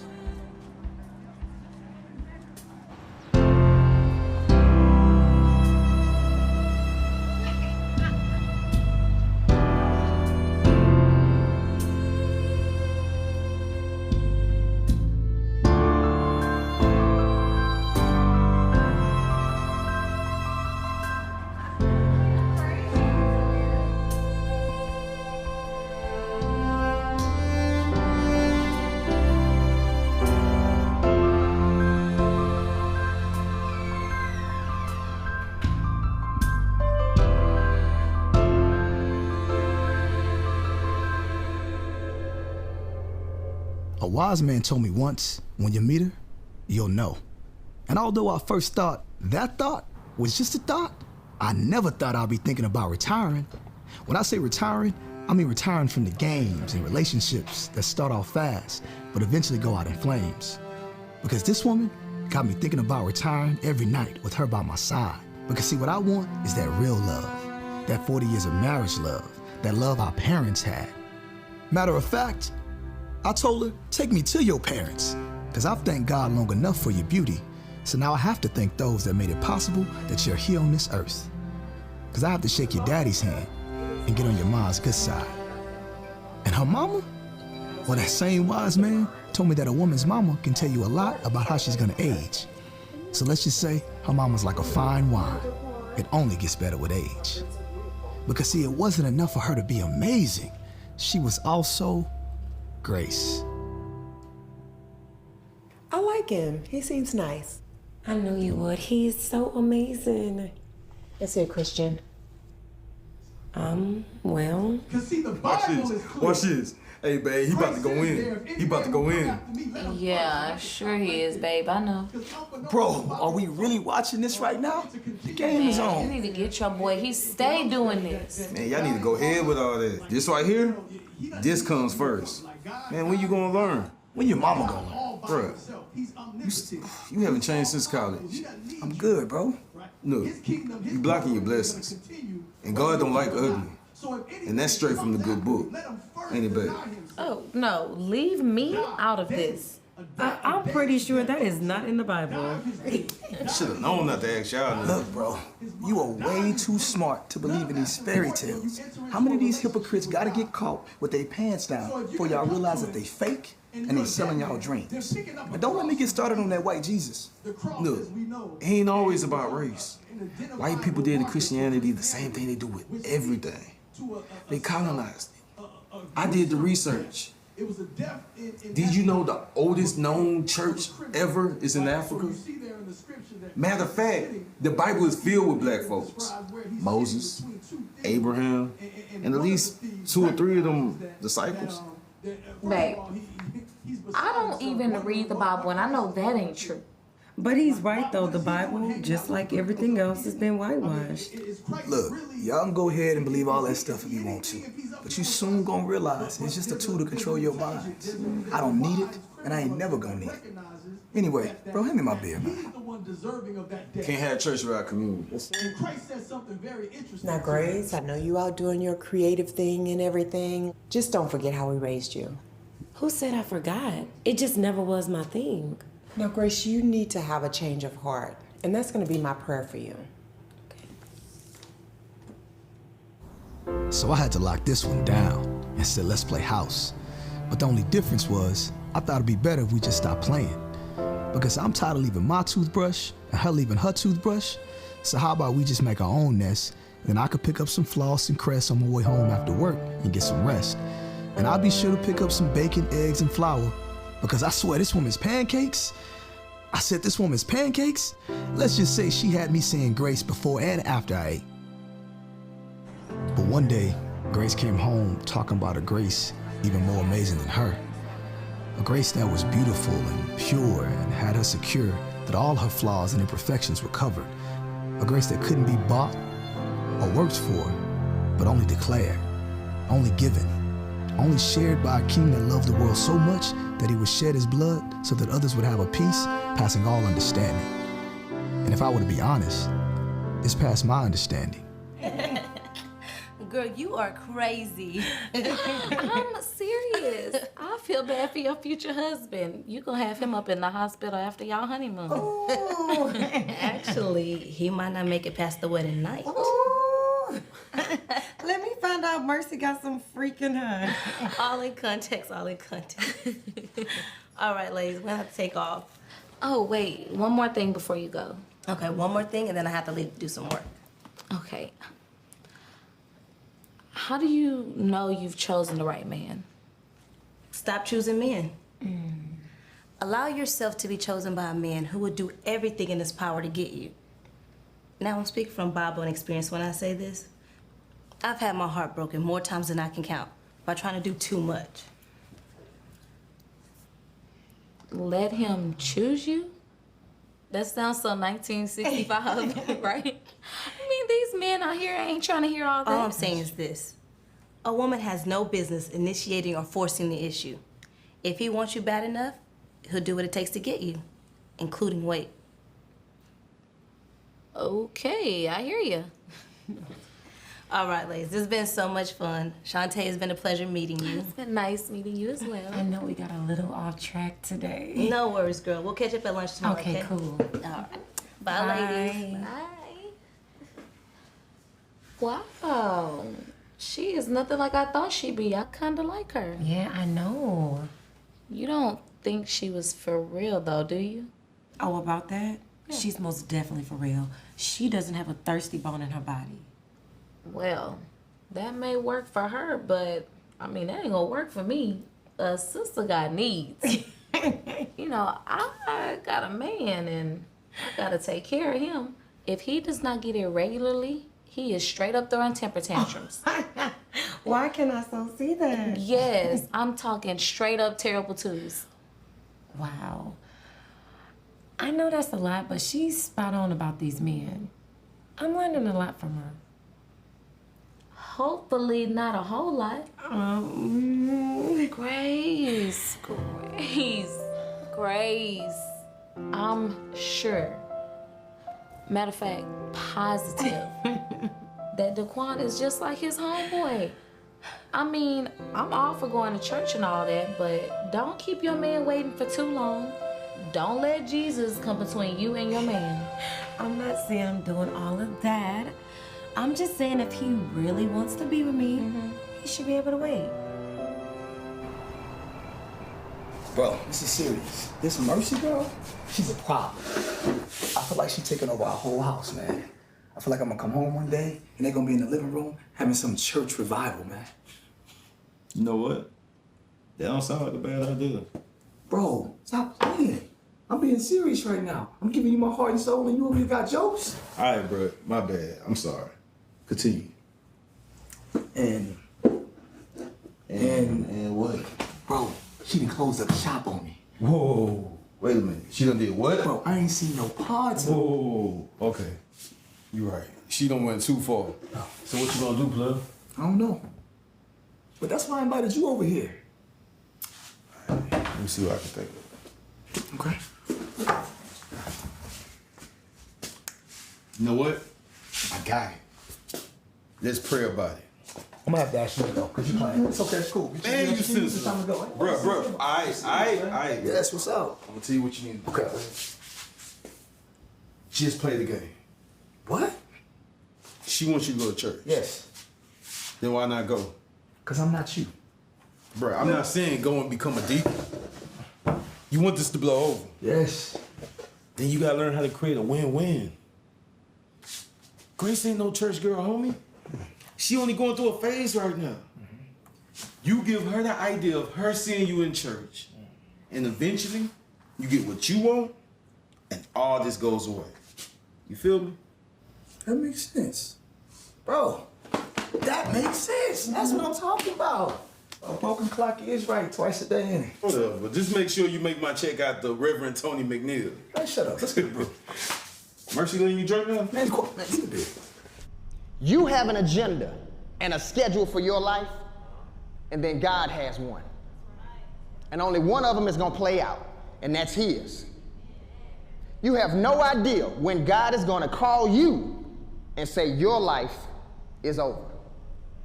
If while I was speaking just now, God spoke to you about totally surrendering your life to Him, I want you to come to this altar right now. Now you may be saying this is not the right time. God might not even accept somebody who's doing all the stuff that I'm doing, and I think you should too. Do you? I'm good though. To be truthful, I don't think we're ready for all of that. Plus, he's been talking crazy all day. Do you really think we're not ready? Babe, look, I'm not sure, but I do think we need some more time to think this over. Maybe you're right. So what started out like a good idea for one of my close peers has now led to what I most feared about her newfound interest. And now it appears I'm in a pickle, a quagmire. Because now she's disappointed that my response to being in God's presence has left much to be desired and has backfired and has led to many shots being fired around the crib.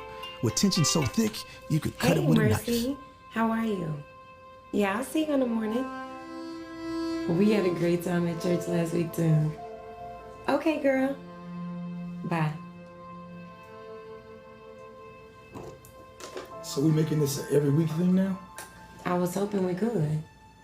What about my time? We spend a lot of time together. What is the issue? The issue is, every time I come in this house, you got your face buried in that Bible. What about me?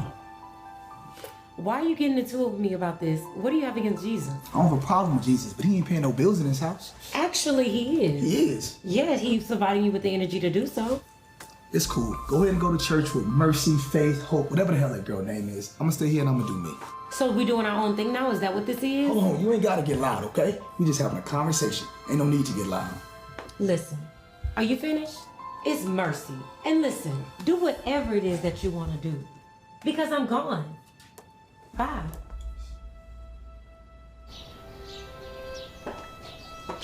Good morning, babe. I'm getting ready to go ahead and go to church. It starts at 10. All right, cool. I hope you enjoy it.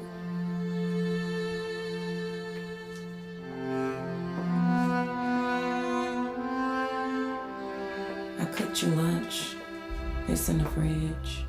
Cool. Thanks, babe.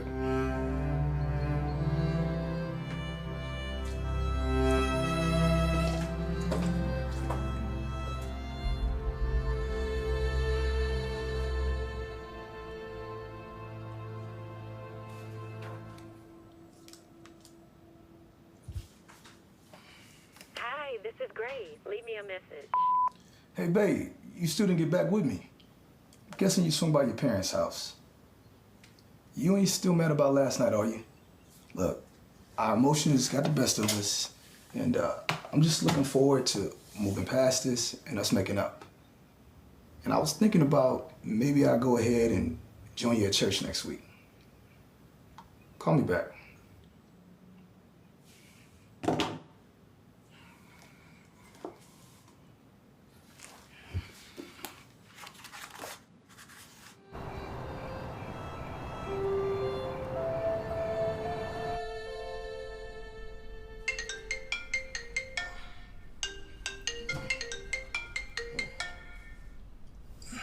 Hey, babe. What, you lost your phone again? No, Daquan, it's me. Oh, sorry, Miss Evans. Where's Grace? There's been an accident. What? She's gone. What you mean she's gone? What are you talking about?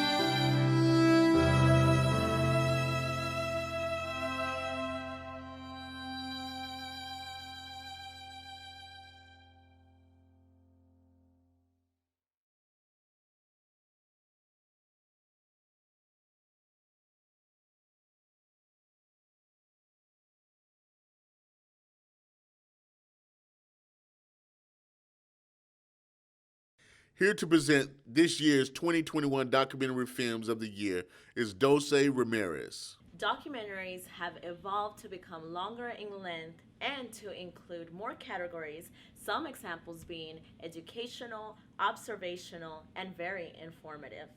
Today, we present the winning 2021 Documentary Film of the Year. Our third place winner, I Am a Caregiver, directed by Kathy O. Lofton. Our second place winner, Together, directed by A.W. Scott. And the winner of the 2021 Documentary Film of the Year is Warriors to Lords, directed by David Naglieri. Ladies and gentlemen, please welcome pastor and national artist Ty Tribbett.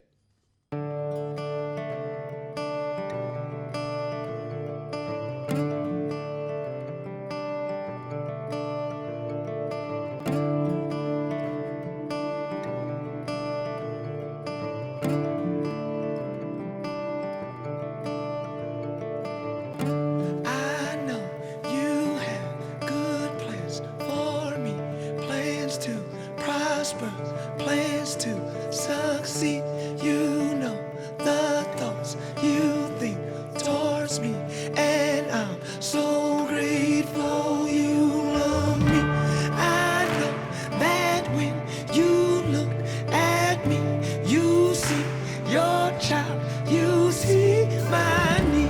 I know that you will never leave. I trust you, Father. Your promises are yes and amen, and I believe you will do what you say. My trust in you, oh, my victory is guaranteed, 'cause you remain the same.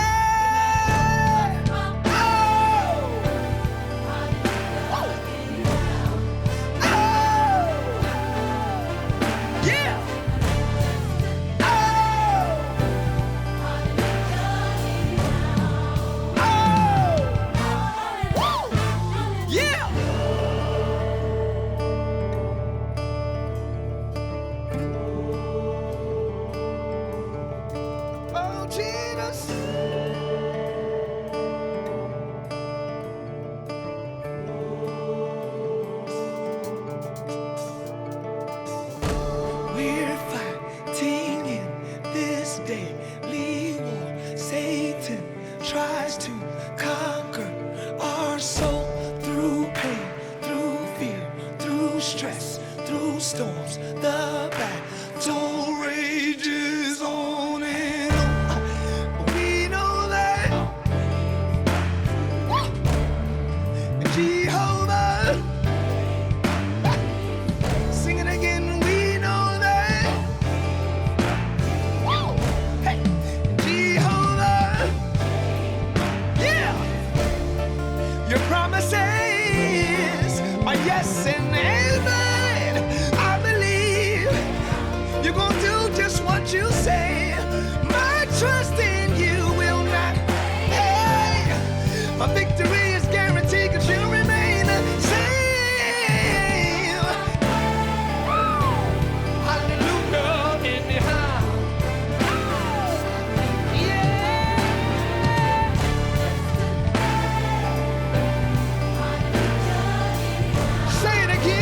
One more time, no matter what comes my way.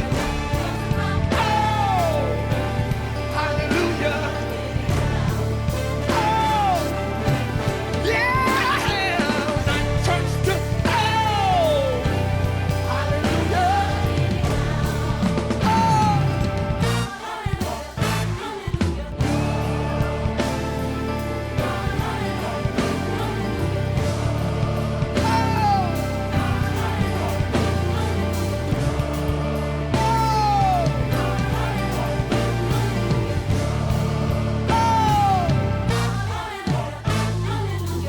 Keeps coming after hit, got me thinking maybe this is it.